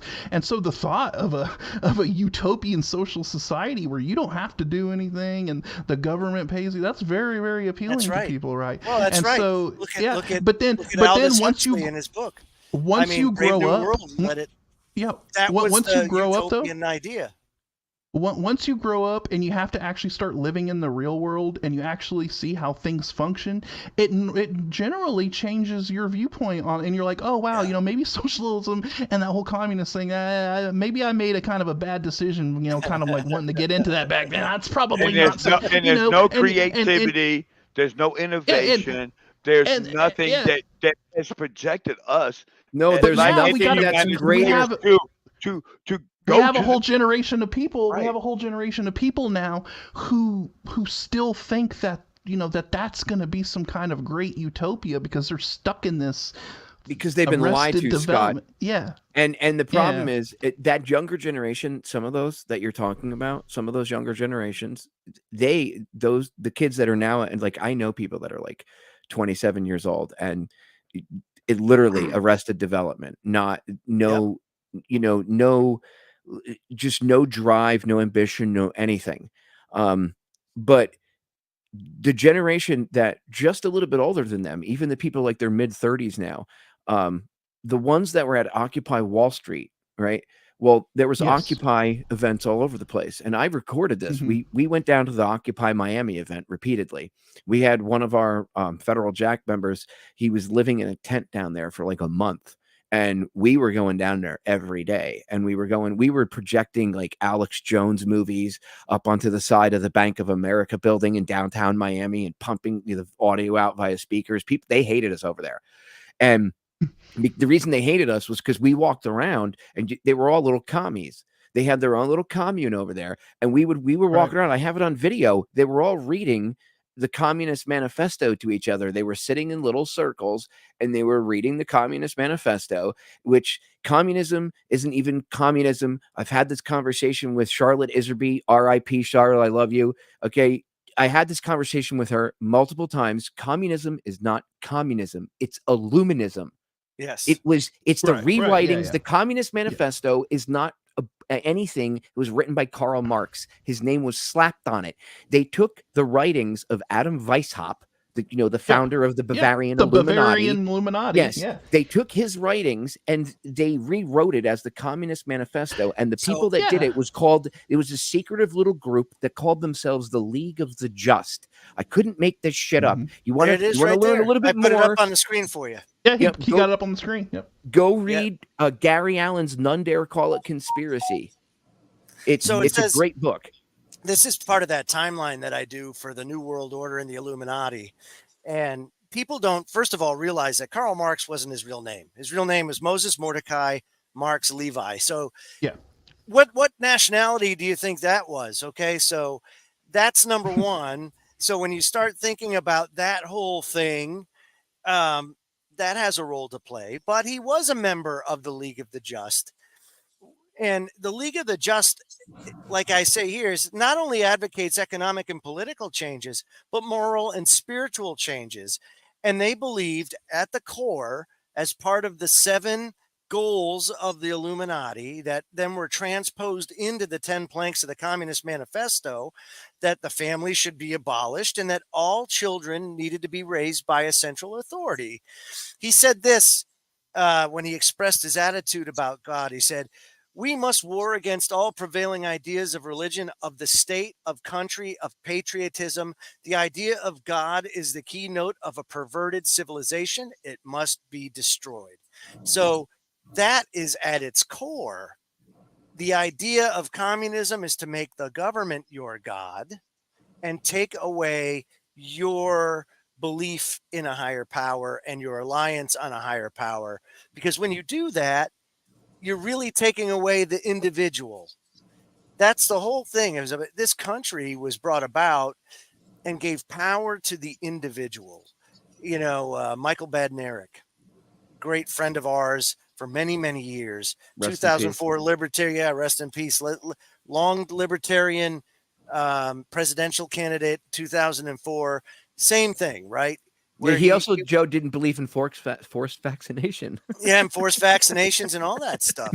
But he wrote a great book called "It's Good to Be King," because everybody is a sovereign in the United States, or supposed to be that way.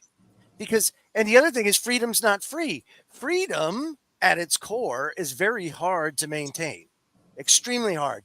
Takes a lot of work, takes a lot of effort, always has to be defended.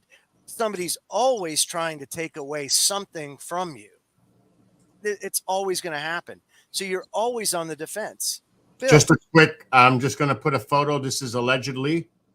That's what they're claiming. More. Here's the photo of the dead shooter. Yeah.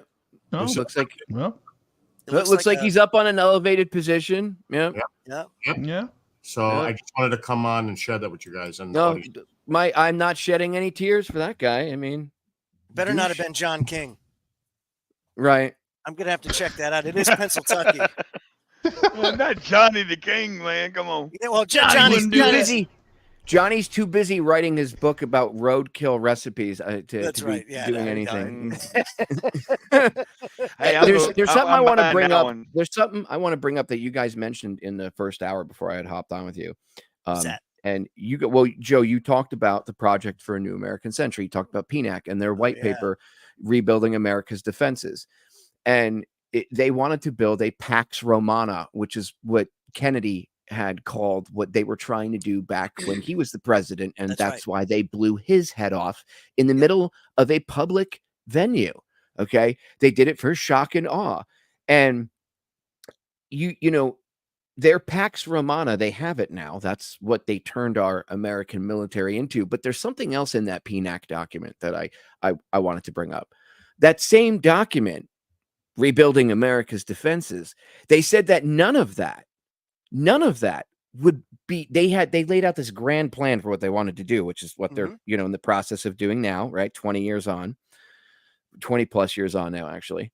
But in that document, it said that they could not make this change. They could not get the American people to be behind such a drastic change in our foreign and domestic policy unless we had this is directly quoting from the document. I quote, unless we have a catalyzing and catastrophic event such as a new Pearl Harbor, end quote. Oh. Now, what happened about a year and a half later when like 3/4 of the Project for a New American Century members were now in the cabinet of the newly elected George H.W. Muppet Bush?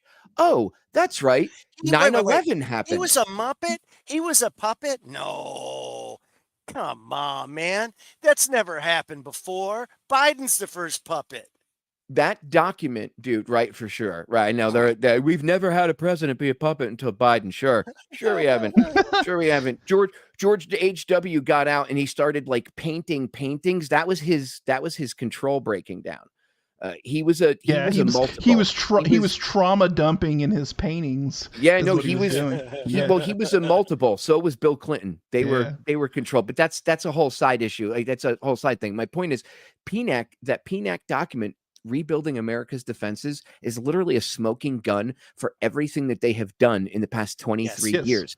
And because they literally in their own words, told everybody what they were going to do. Like, this is what we'd like to do, but gosh darn it, we just can't get it done unless everybody changes their mind. Oh, look, 9/11 happened. What did our assless chap wearing warlock tell us many, many years ago? He said, these people have all forged deals with dark powers. And in doing so, he said, because of course, he dabbled in that for a very long time. He says, when you do something like that, one of the prerequisites is you have to put it out there before you do it. Somehow, some way, you have to put it out there. They have to tell you what they're going to do to you. That's right. That's right. Yeah. Because it has something to do with the universal balance and all that. Yes. Karmic law. They believe karmic law is what they call it. Yes. They believe that if they don't tell you, they believe that the universe will bring the karmic debt of their actions upon them. But if they tell us what they're going to do and we do nothing about it, then that karmic debt is shifted to us. Right. Because we've essentially agreed to it. We've entered into a pact and agreed to it. That's correct. Yes. And now the universal law doesn't dictate, it doesn't get into a nuance and say, well, you can cosplay it and put it on a television show, or you can put it in a movie, or it doesn't say that they can't do that. It just says that, basically they have to, in order to shift the karmic debt from themselves to us, as long as they tell you in some way, they're going to do. Yes, that's right. It's up to us to try to figure out what they told us. Right. And that's why there's so much shit to put in entertainment. That's why it's revelation of the method. That's why it's there, because once it's there, and that's why it's hidden in symbology and everything. Because Scott, they can put the symbols out, and they've told you, even though you have no idea what they just said. That's right. So get ready for karma. Because it's coming. Because technically, it's up to you to be the one to research and find out what they've done and what they've said. But and of course they do that because they know the average person is just trying to survive, and they don't have time to go and research occult symbology and weird esoteric things and hidden meanings and all of these nuances. So that's how they can get away with it, because nobody has the time to try to decipher all this crazy crap that they hide everywhere.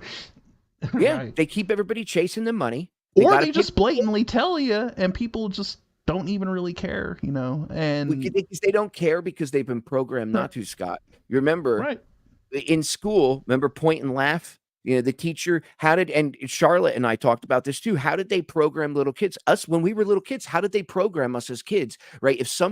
If there was one student in the class that spoke up differently, what did they do? The teacher would point and laugh at the student and make a comment to single them out, and the rest of the class would laugh and point at the student, but the student wasn't doing anything right.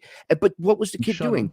The kid was just thinking outside the box. They didn't want that type of thinking, so they shut that shit down at an early stage. And that's why now you have this. Not back in the 70s. Now I'm before y'all time. Back in the 70s, though, kids back then, I was one of them. But now we'll say as far as the pharmaceutical industry, that we were the first ones back in the 70s to go like, you have hyperactivity, which later came ADHD. So they tried to give us these drugs that doped us up, saying something wrong with your kid because they can't sit still in the chair. But back in the days, I was always like, no, I don't think that's right, teacher. And me and my friends, we was always those types of people. But back then, they couldn't really do much with us. Oh man, they're gonna put us all weekend, get recess, blah blah blah. And then they came out with your child's diagnosed with hyperactivity. That was the first thing from the pharmaceutical companies to give you that Ritalin stuff. And the first Ritalin they gave me, my parents were sitting there. They don't know. They both my parents work and stuff. That back in the 70s, they didn't know that they thought something wrong with me, so they went. But after about a month or two, this stuff doped me down so much to where I was like docile. It wasn't like the Ritalin of the more modern age, with the ADHD, where it was more of an upper kind of thing. These things like kind of dope you, make you sit around like laying on the couch kind of thing. Yep. That kind of stuff. And it was like taking Quaaludes, and It was literally like exactly. It would, and then what happened it is would spike you up and then make you crash. Is what what that does. And my it spikes mama you up did, and it makes you crash. God rest her soul. My mama, what she would do is she'd be like, I get a little wacky dacky. I'm just a kid, really, and it's boring stuff. So I don't want to say. That's it. Mama see me. I said, go outside and play. That's what You you know go why? outside and play. And that was it. She took me off of that, and I remember the teacher said, "They're going, you been taking your medicine?" I said, "Nah, my parents ain't giving me that stuff no more." Yeah. Right. And then they came out, and in the latter years, attention deficit disorder. Now we Yeah, look they at make that. they make an Attention excuse for it, and then they profit off it because Right. now big they've made like pharma, there's a chemical industry who make all sorts chemicals. of stuff. But look at Right. this is part of the plan. So Mhm. here's Chester M. Pierce, right? And I always bring him up because this is a professor emeritus. I don't know, he's probably passed away now, but Harvard, which he was part of the faculty of medicine and the psychiatric part, but he was very influential in early childhood curriculum. And he says every child in America entering school at the age of 5 is insane because he comes to school with certain allegiances towards our founding fathers, towards his parents, and towards his belief in a supernatural being. It's up to you, teachers, to make all of these sick children well by creating the international child of the future. And Wow.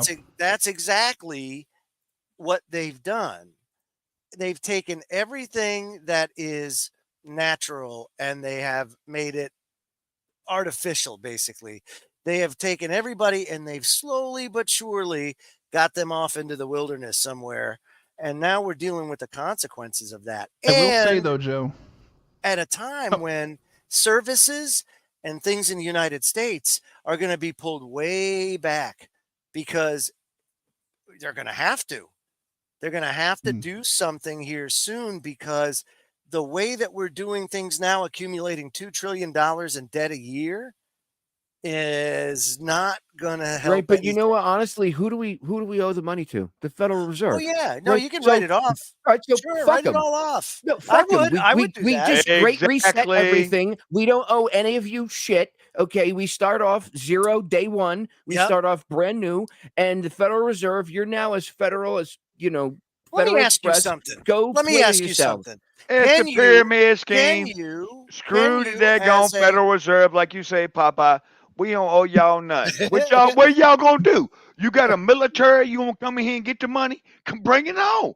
Mess around and find out. That's what I'm saying. They got space lasers, man. They're gonna just, hey, where's Ken? Where'd he go? All I see is a pink cloud. That's all I see. Whatever the Ken. Hey, I say bring it on, Joe. If the Federal Reserve wants space laser me, bring it on. Because I'm gonna tell you what, Jack. Because I'm Rod telling you, of God. we are the most Rod of armed God. military as the American citizens in the world. We got more weapons, and I'm gonna tell you what. On the end, and there's bring that stuff on down, man. We got people who are brainiacs, man. They will make stuff that mess that stuff up. Come on, bring it on, because no, seriously though, because I'm tired of they ain't with Federal Reserve. What y'all got? Yeah, you're right. Checks in the mail. Checks in the Right. mail. Yeah, you're right. Those guys. I'm are from your probably a little government, and messy. I'm here to help you. They're Is one here of the to help. biggest lies I've ever heard in my life. That's right. That's right. No, but And, seriously, there's going to have to be a crisis, just as World War II, right? Don't let a crisis go to waste. They bring about World War II. The economy, Joe, is funded by wars. That's why you need. That's that. what I'm saying. That's why they want World War III.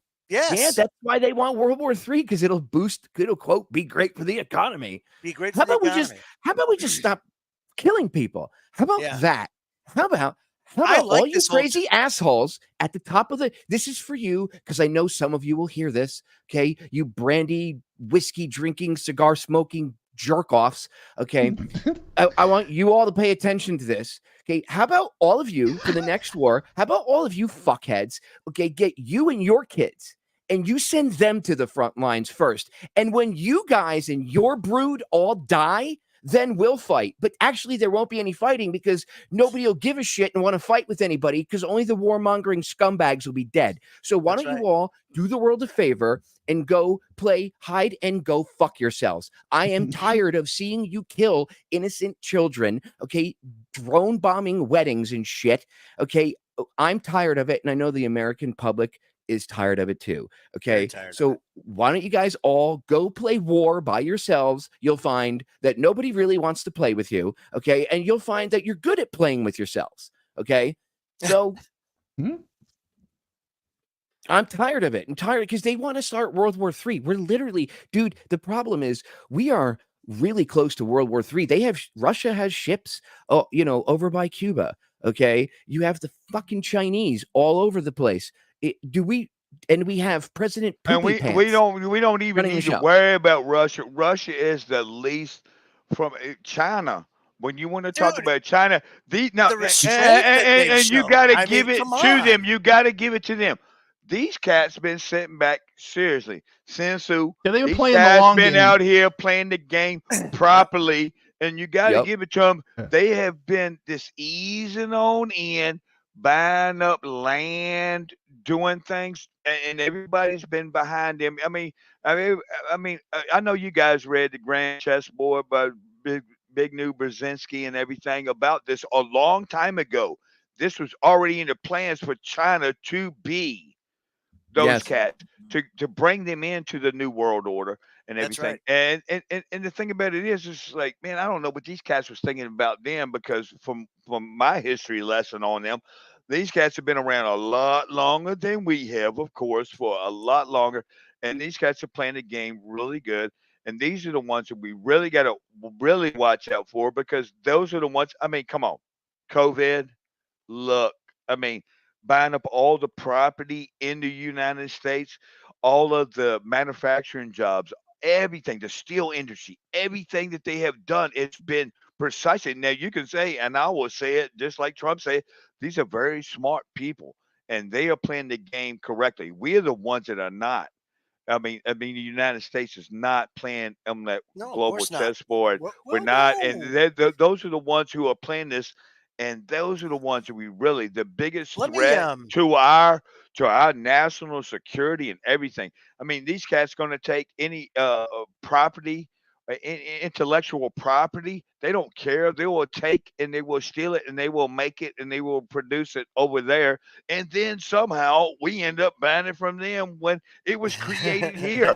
I mean, it is a madhouse on this. Just to sit there, and their military is getting built and built and built. And like you said, Papa, you got Russia coming down to Cuba.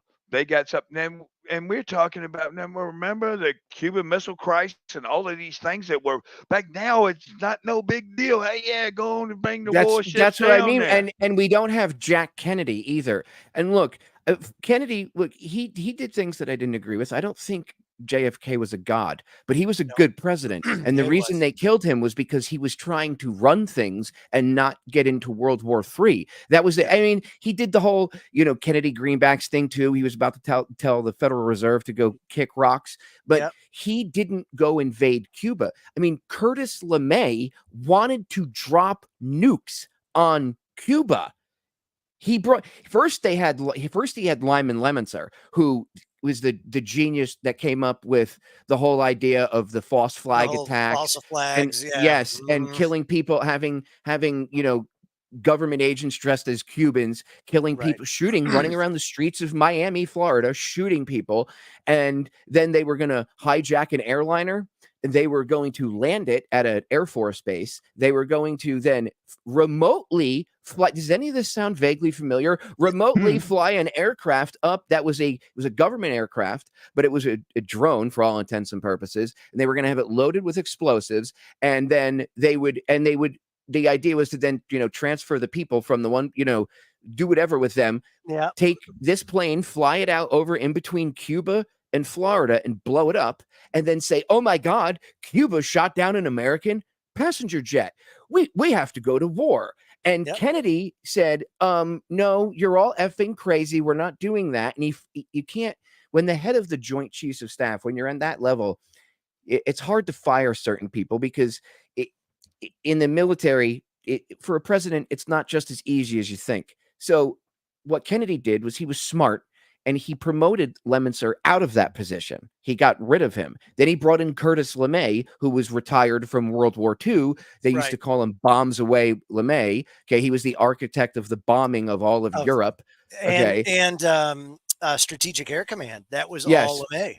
Yeah, he was in charge of the entire Strategic Air Command, right? So, and they were the ones that, you know, all the, not just the bombing runs, but everything that the Strategic Air Command covered, LeMay was in charge of. But he got the nickname Bombs Away LeMay. Well, then Kennedy figured, well, I'll bring him in. He's retired. He's probably got some sense. No, LeMay wanted to bring it up a notch and nuke the shit out of Cuba. And he was like, okay, we're not doing that either. You're all psychos. We're not doing any of that. And he wouldn't start, you know, they blamed the Bay of Pigs on him, but that's not what really happened. Alan Dulles was supposed to be there. Conveniently, Dulles was in the chain of command where he was supposed to get it. Now, this may sound vaguely familiar. Let me know if this sounds familiar to something that happened back in September of 2001. Let me know if this sounds familiar, Joe. Curtis LeMay, Alan Dulles was he was in the chain of command, just like somebody else was in the chain of command on 9/11, Donald Rumsfeld. Okay, and in order for the planes to finally take off, Dulles had to give the go-ahead, even though they had it planned. They had to leave at a certain time because if they didn't, and any of the MiGs got off the ground, they were using B-24 Liberators from World War II. Those things would have been shredded, and they ended up getting shredded by 2 MiGs that they didn't realize that had taken off the night before to go do a training mission. But had the planes left when they were supposed to, those 2 MiGs would have been hit as well. So when those 2 MiGs were on their training mission and they heard that their airbase was under attack, they swiftly responded, and those 2 jets alone stopped pretty much the invasion. They shot down every plane, but the planes took off late. That's why so why did the planes take off late? Well, because when they were supposed to take off, Alan Dulles wasn't in his office to answer the phone, conveniently. You know, on 9/11, they had changed 2 months before the response for fighter jets to respond to incoming threats. At first, it was the jets, you know, it was Strategic Air Command, you know, whatever. It was whatever generals were in charge were the ones that were able to make the call. Send the jets. They didn't have to call the White House, and they didn't have to call the Secretary of Defense. They would be notified after the jets were in the air to engage the threat. That's the point. You don't want to wait because when seconds count, no one's answering the effing phone. So 2 months before 9/11, they changed the protocol to where they had to call the Secretary of Defense. And where was the Secretary of Defense that morning, Joe? Because there's video of him. Where was he? Where was he that day? Was that like the $7 trillion? Where did we put that money? He was supposed to be at the Pentagon at a meeting, right? And not only was he supposed to be in a meeting that morning with all these investigators who had all the evidence as to where all that money, that missing money had gone, and there was a press conference about it the night before. That morning they were having a meeting in the Pentagon, and conveniently where they were having the meeting is right where Hani Hanyour took Flight 77 and corkscrewed it right into the Pentagon. I mean, it's just coincidental as all hell. But you know, Rumsfeld wasn't there to answer the phone, and there was a delay because he was seen. You could see the video. He's out. You know, the Secretary of Defense, we're under attack. It's really important for you to run around on the lawn of the Pentagon and pick up plane parts, right? Yeah. Obviously they weren't plane parts, but you know what I mean? He's running around helping people. He's trying to pick up pieces of the plane. Why? That's not his job. His job should be in his ass, in his office, answering the effing phone. He's the Secretary of Defense. So that's how they do shit. Just saying, there's similarities between the two. There's a definite correlation between what is written in their playbook and the execution of these events and watching it all unfold. They're telling you exactly what they're doing before they do it. And so this is nothing that should be a surprise. But what's surprising is, you know, we are at a point where you got a presidential election coming up. the control freaks, the European Union, those guys, they don't want Trump coming back in.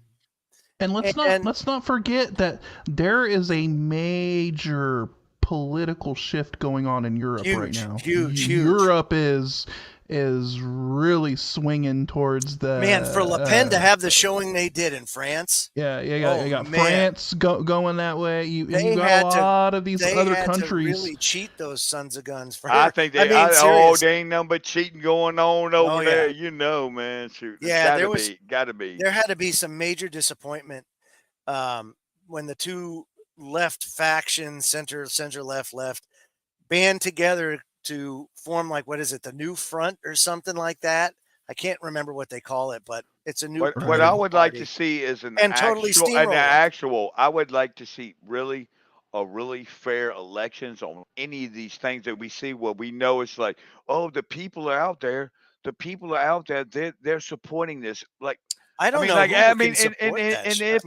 it's like in 2020, like, we all know Trump won that election. They screwed that thing. I don't care what nobody says. Yeah. All you got to do is look people to come out and here's Joe Biden supporters.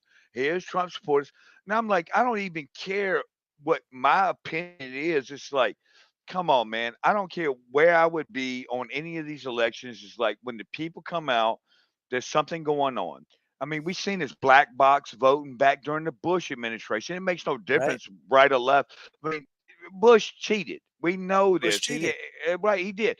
So what I'm saying is, in the actual vote of the people to give a real election, then let's really see. It's like, I used to have an issue with, the Electoral College. I was like, what about the popular vote, right? All of America, man, the popular vote should be the vote. But then I actually, as I got older and actually learned about stuff, it's like, no, the Electoral College is because our founding fathers in this country believed that democracy was mob rule. Thomas Jefferson, all these mob rule. That's the reason for that Electoral College. You can't have, because you have a bunch of people on this side of the country that believe something that's going to dictate the rulers of the people that's going to be in minority. Place. Exactly. So that is the reason for the Electoral College, and it's like, but I wish even in that sense that there would be a fair election. Like, no, seriously, none of this crap where, we're going to let illegals vote. We're going to let all this. We're going to do all this crazy stuff. How about let's just do a really fair election and see what the American people or the French people or anybody in Europe, anybody's doing a fair election. How about that? Because the fact is when you fight against that, when people fight against having that really occur, it shows that, like, man, where are we sitting right now today in 2024? It is crap. It is. Let me tell you, man. For as far as elections go, there's always been and there always will be tomfoolery. Back from the first printing press that was ever invented. The first back in the day was it Andrew Jackson? Was it Andrew Jackson? What was it? I can't recall. I'm gonna go Biden, and I don't recall. But anyway, at least I'm gonna be honest about this crap. But I remember it's like it was around that time when they had invented the printing press, and that's when they really started out. First cats that put that out on that side of the election for the presidential election. They had put out a bunch of stuff about dude's wife or something, but they had the mass production of the printing press that they could put this information out to the people. It's like, it's not fair. It's like, how about just being, hey, how about here's your principles, here's what you stand beside. Let's have some real stuff. And when people don't want to stand behind it and they want to go, this, that, and something else, it's like, to me personally in my life, it's like, no, it's crap, man. It's always been crap. No matter what country you're in, it's like, seriously, like, let's have a fair election. What do the people give us the correct information, the real information, and let us decide, but no, everybody wants to cheat. Everybody wants to cheat. Everybody wants to cheat. Yeah. Everybody wants to cheat. That's what happens. I hate to say Get it, out of but fuck that's out of it. here, man. People who want the power, they want to stay in power. Once they get there, it's all crazy, man. Right, And as long as there's power to be gained and there's something to lose, right? You're always going to have somebody trying to find a way to find a loophole or manipulate the system or cheat it in some way. That's just human nature, man, and you're never going to stop it. All you can do is try to put as much protections in place to mitigate it as much as possible, but you're never Scott, is this the best we can do? I mean, like, let's have because two we're people, being man, controlled. man, That's female, why. whatever you're, a cat, dog. We got a cat versus a dog, whatever the hell it is. We got them up here. Say what you want to do and really mean it. And then let's have the fair election from the people. Because why can't we do that because, for once? Because so that gets into, like, you can get into the spiritual warfare aspect of things, but there is a darkness, okay, that permeates certain people, and they do not want to relinquish power. Okay, they have, these very same people have had a chokehold on information, and see, that's what it's about. That's why elections and all that stuff is actually a side issue. The solution to all of this, okay, the solution to all of this is information. Because if people actually understood things, then they would be literally awake. They would have that moment where they're unplugging from the Matrix and coming out of that pod filled with goo like Neo. Okay. And that's going back to ancient Sumer. Okay. There was a small faction of humans that worked with this is like right out of the translation of the Anunnakis or of the Sumerians, like creation stories of the Anunnaki and stuff. And they worked with, so there were certain groups of humans that were given information, and they were pretty much like the hierarchical structure. Okay. And they kept that information to themselves because that knowledge gave them a level up. Okay. And to this day, and the ancient the elite do the same thing. And the ancient Sumerians, remember through history, what did they do? They knew there was going to be an eclipse, right? So they came out and they stood amongst all of the people out there. Just this simplistic thing. Oh, here comes eclipse. Well, here comes the eclipse, going to take sun away, right? And they stood up amongst all these people and said, if y'all don't do what we're going to say, we're going to take the sun away. The guys told us, if you don't listen to us, we're going to take the sun away. And they like, oh, man, you full of it. Then a bunch of people out there like, man, we tired of, we starving at him, and give us something to eat, right? And they was out there, and they was hanging down, kind of like, I mean, like we can talk about today the same things with the level of information given, the information war, the info war, right? And they sit there, and then all of a sudden, man, these fools is fooling around, man. Then all of a sudden, the eclipse came back, and oh my goodness gracious, the sun went away. And they said, I told you, man, y'all better bow down to us, and we'll bring information, basic information. We would laugh at this stuff today if they try to pull that. But they do pull it. No, they do pull it. Right. No, they do pull it. That's why I brought this up, because the answer is information. The reason why people vote for morons in elections, why did they vote for Biden? Because they were given bad information about Trump. They were Trump is literally Hitler, and he's evil, and he's gonna, him and Thanos are gonna snap half of everyone out of existence in the universe.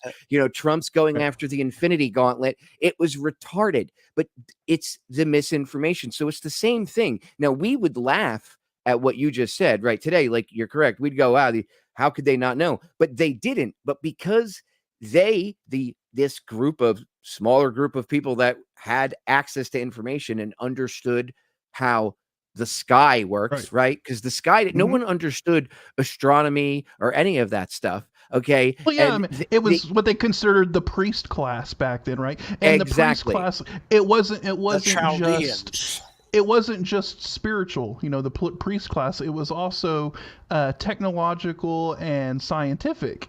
And the priest class, they figured out the cycles of the eclipse, and they had all this scientific now knowledge. Imagine how but powerful to them, back they then. called it they called it occulted knowledge or whatever, but it was just basic scientific information. Occult just means hidden. Right. That the average person wasn't privy to. So to them, But it seemed like magic. It seemed like they got to chop people's heads off with this stuff, Scotty. Back in the day, right.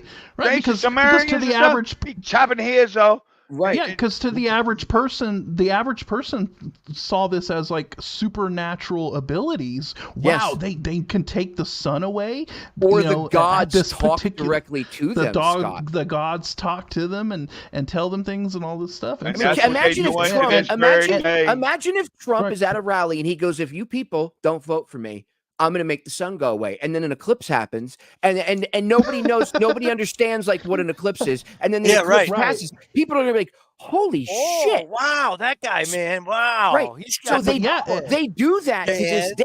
Just not an eclipse. Right. And honestly, I'm going to say that would be more Biden. Biden would come out there and say that he grew up with the sun being taken away. And he's the only person that grew up with the sun being taken away. And that's right. In Scranton, they took the sun away, and I brought it back. And that's what made him fall up the stairs. That's what made him. The sun was blocked, and he fell up the stairs. Yep. No, he knew Enki, and Enki told him that he was gonna block the sun. No, like it literally, they do it with other stuff. So the lack of understanding. So people think we're so advanced because oh, I know the phases of the moon, and I know when the tides roll in, and I have this fancy smartphone, and I have a smart watch, and I have a computer and a cool car, and we have the internet. No, we know nothing. And that is really what we need to admit to ourselves. We know nothing. You're right on the money. That's the first thing.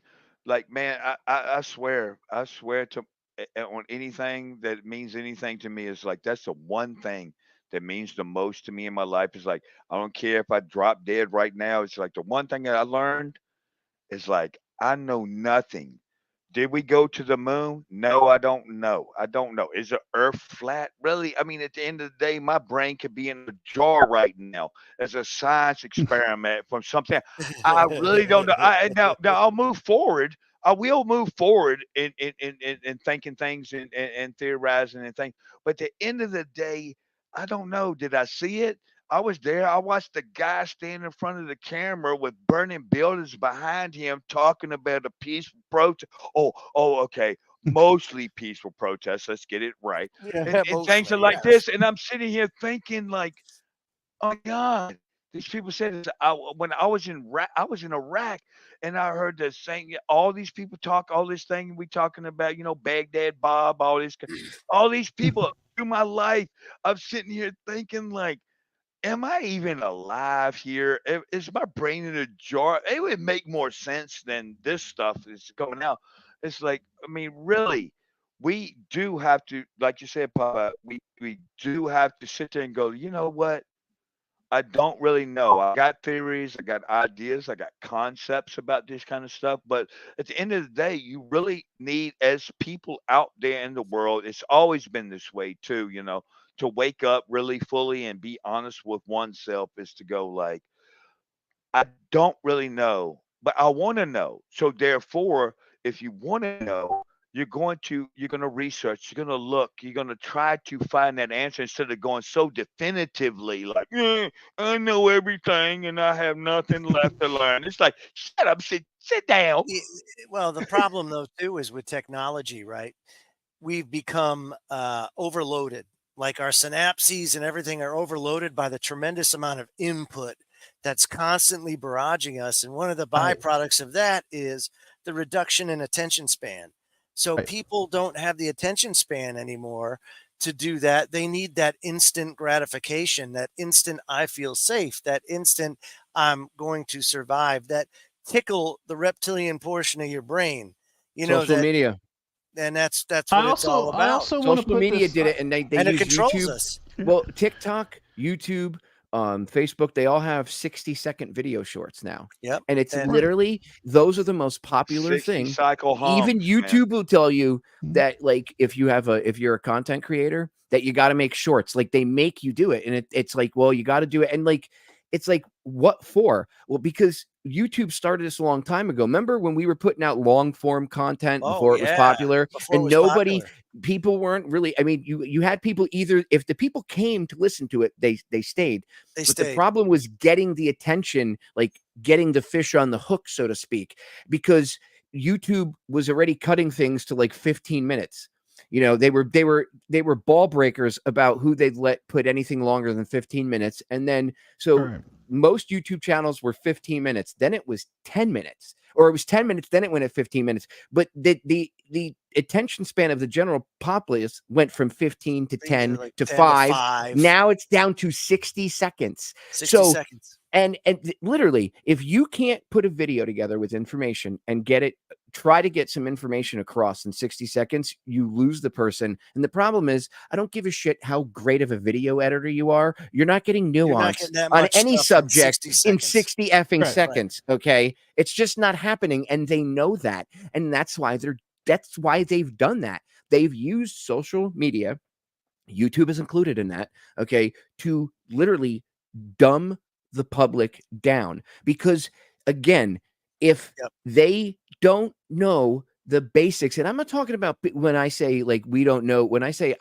we don't know anything, I mean like as a human race, like we think we're so advanced because we have a smartphone and we can launch satellites in the outer space, and it's like, dude, we're infants. Like, why do you literally think, like, honestly, do you think that there's no other aliens in the just massive universe in the multiverse? No, there are. There's other dimensions. But would you want to go sit and have coffee with the monkeys in the zoo who fling shit at each other and get really physically violent? No, you're not going to. Well, okay? I don't know. Now, hold on, Popeye. Hold on. Depending on the type of monkey. Because I would rather sit with them than sit with some of these other people. I just got to put that out there. Right. No, I'm not trying to give the apes ammo for when they take over and, Planet of the Apes happens. Planet of the Apes. I like you guys. Just remember this broadcast. But my point is, like, like, would you honestly, it's why Kevin, I used to joke, Scott. I used to say all the time, that's literally why you have these rings of radiation around the planet. Okay. And why I don't think we've ever, we're going to go into NASA jokes. There was something, I saw a video like 6 months ago where this lady was talking about, we're going to be able to, break low Earth orbit for the first time. And I was like, well, gee, I thought we did that when we went to the moon, lady. But okay. Anyway, like, Kevin, I used to joke that's why we have rings of radiation, surrounding the planet. That's our cage. That's to keep us from getting out into the rest of the universe, because we're just not old enough. The Van Allen radiation belts are there for a reason. It's just a thought. We should not. Also, I'll put this in the voice video, Scott. And I'm saying, like, I mean, if I was the decision maker in the universe to let us out of the box, I'm sorry, absolutely, we're not ready. I put that no-go button. No, I don't think we need to spread the stupidity that goes on, because we do. We are so into ourselves that we think we know everything. It's like we're so intellectual, we're so smart. It's all base level thinking. And it is. And it's like we don't. That's how they bullshit individual. Everybody. I can speak as Kenneth Wayne Webb Jr. over here, change the channel, and I can say, like, man, I don't know nothing. Man, shoot, through my whole life for 54 years, I'm sitting there going, like, did we go to the moon? I don't know. I wasn't there. Did we actually go to the moon? I don't know. Did we anything that you can think about? It went on in this entire. Was there even a World War II? I don't know. I wasn't there. Now, okay, I can go through and go, like, I go through history. I can say, yeah, these people said, and people said, and my grandparents, and blah blah blah. But was I there? It's like, no. But what we like to do, like you were saying, Popeye, is like we like to think that we know all this stuff, and it's like we don't know nothing. But yet we'll sit and go, like, there's no aliens. There's no extraterrestrial aliens in the whole entire universe. There's never been this. None of this happened. Or, heck, man, shoot, people will say even the most simplistic of things, like, yeah, maybe nobody's been anything. Our brains in a jar. It's like, I don't know. Man. I'll tell you what. At the end of the day, I really don't know. I have my things, what I've experienced in my life, and that's the only thing that I know. Well, That's the let me only just thing. say that in order for it to happen, the biggest one of the biggest factors is demoralization, right? So they demoralize the population too. At the same time, they're dumbing you down slowly but surely. They're reducing the attention span, overloading you with input. They're also demoralizing you. And that's why we're so polarized right now, is because everything that we are pre-programmed, right? It's a DNA is a program. It's an algorithm. And whether you like it or not, you can put whatever spin you want on it, but the truth is the truth. And when all the cards are down on the table, DNA is a program and you're built to certain specifications and everybody's unique. And it doesn't matter. The reason why people are hyper, for example, and then it gives them the idea that, oh, yeah, we'll just call it ADHD, is because we take humans and we try to stamp USDA on their ass and send them down the assembly line, all getting cookie cutter educations, all getting cookie cutter this, cookie cutter that, when in fact, you can't, because there's too much variability from human to human. Plus, the universe is a balance, and you'll come to find out if you just let things go and you let people develop into their strong suits and what they are pre-wired for, you'll find out that you'll still have plenty of doctors, plenty of teachers, plenty of firefighters, plenty of everybody, that it all balances out in the end. But when you put them in a concrete room and you force feed them curriculum, you're going to have boredom. Right. You're going to have misbehavior. You're going to have outbreaks of outlashing and craziness. And people, it's humans. It's what we do. You tell us we can't do something, we're going to do it anyway.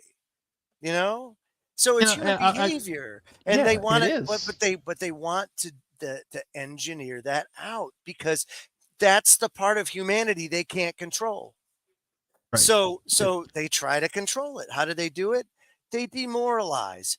They get you focused on all of this base level shit so that you don't see what's really going on. Because you're in this quagmire of like craziness and right. Well, it's part of it's part of keeping knowledge away from people. And before we go, I mean, we got 2 minutes left. I just want to swing back to the occulted knowledge thing, because I want to kind of frame it in the context of modern society or where we're at right now, right? Because we're talking about the Sumerians taking the sun away, and the Aztecs did the same thing and all that, right? But in modern times, we're talking about what's DARPA doing? What is DARPA doing? What's DARPA doing? What are these corporations doing with artificial intelligence? You know what? What's CERN in doing? our modern society, that is occulted knowledge. That is information that the general population doesn't know about and will not know about. DARPA's ahead in technology 30 to 70 years than what we have now. That's a lot of information. That's a lot of knowledge that they know about, that they have, that the average person doesn't have.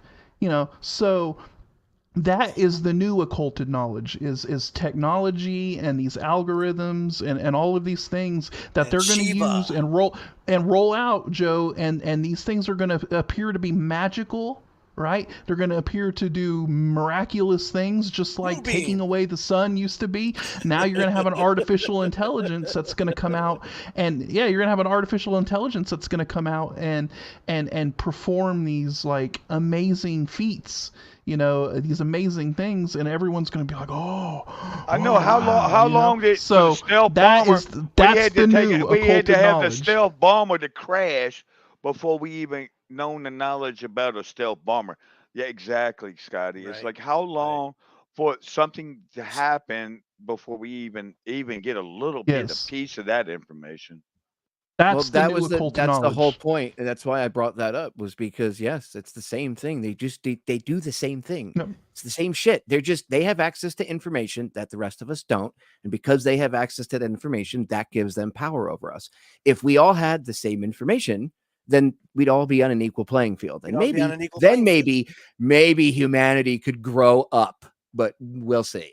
And imagine what we could do. Imagine the things that in the individual irreplaceable being that has knowledge of each individual of the billions of people on this planet. Oh, if man, they we had could that all type of live information, the together. creativity, the things that we could do. Lord. Kumbaya. Come on, everybody, sing it.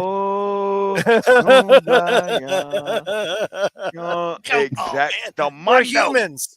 Come We're on, humans. man. There's no getting together and doing all that. No, come on, man. We can. down. We just need to stop being controlled and pitted against each other. That's it. And we just need to learn to love one another and stop being dicks to each other. That's and right. maybe everybody smoke a little bit more pot. That's my advice. That would be that's good. That's good. That's good. Get some gummies. Whatever it's like I've always said, be. It all started with Mosaic law, right? Mosaic law was a lot. It was crazy, actually. It was like a whole, like Leviticus. You can read it. And very hard done. There's a lot of rules, a lot of things you couldn't do. Had to do this, wash your hands, da. God said, no, man, you know what, Moses, it was kind of too technical. So I'm just going to go ahead. Here's 10 commandments. If you guys can just do this, everything's going to be okay. I thought it was 15, and then he dropped one of the tablets. Yeah, that's right. And humans tried it for a couple thousand No, years. man, that was that other movie where they dropped it. They got the 15. We're almost out of time. So let me finish this here. We got 10 commandments. Says, oh man, humans can't even get that. So I'm going to go down and I'm going to show myself how the heck to do this. So here he comes, avatar, human form. Boom, there's Jesus. And he says, okay, 10 commandments. Yeah, don't worry about that. Just get these two things right. Love each other and respect one another. And we can't even do those two things. And if we just did those two things, everything else would fall into place. It's really crazy, But we're out of time because it's 10:56. So thank you for listening. Support KGRADB.com and all these independent media outlets. And thank you for supporting us and listening tonight. Have a great night, everybody. Take care. Woo!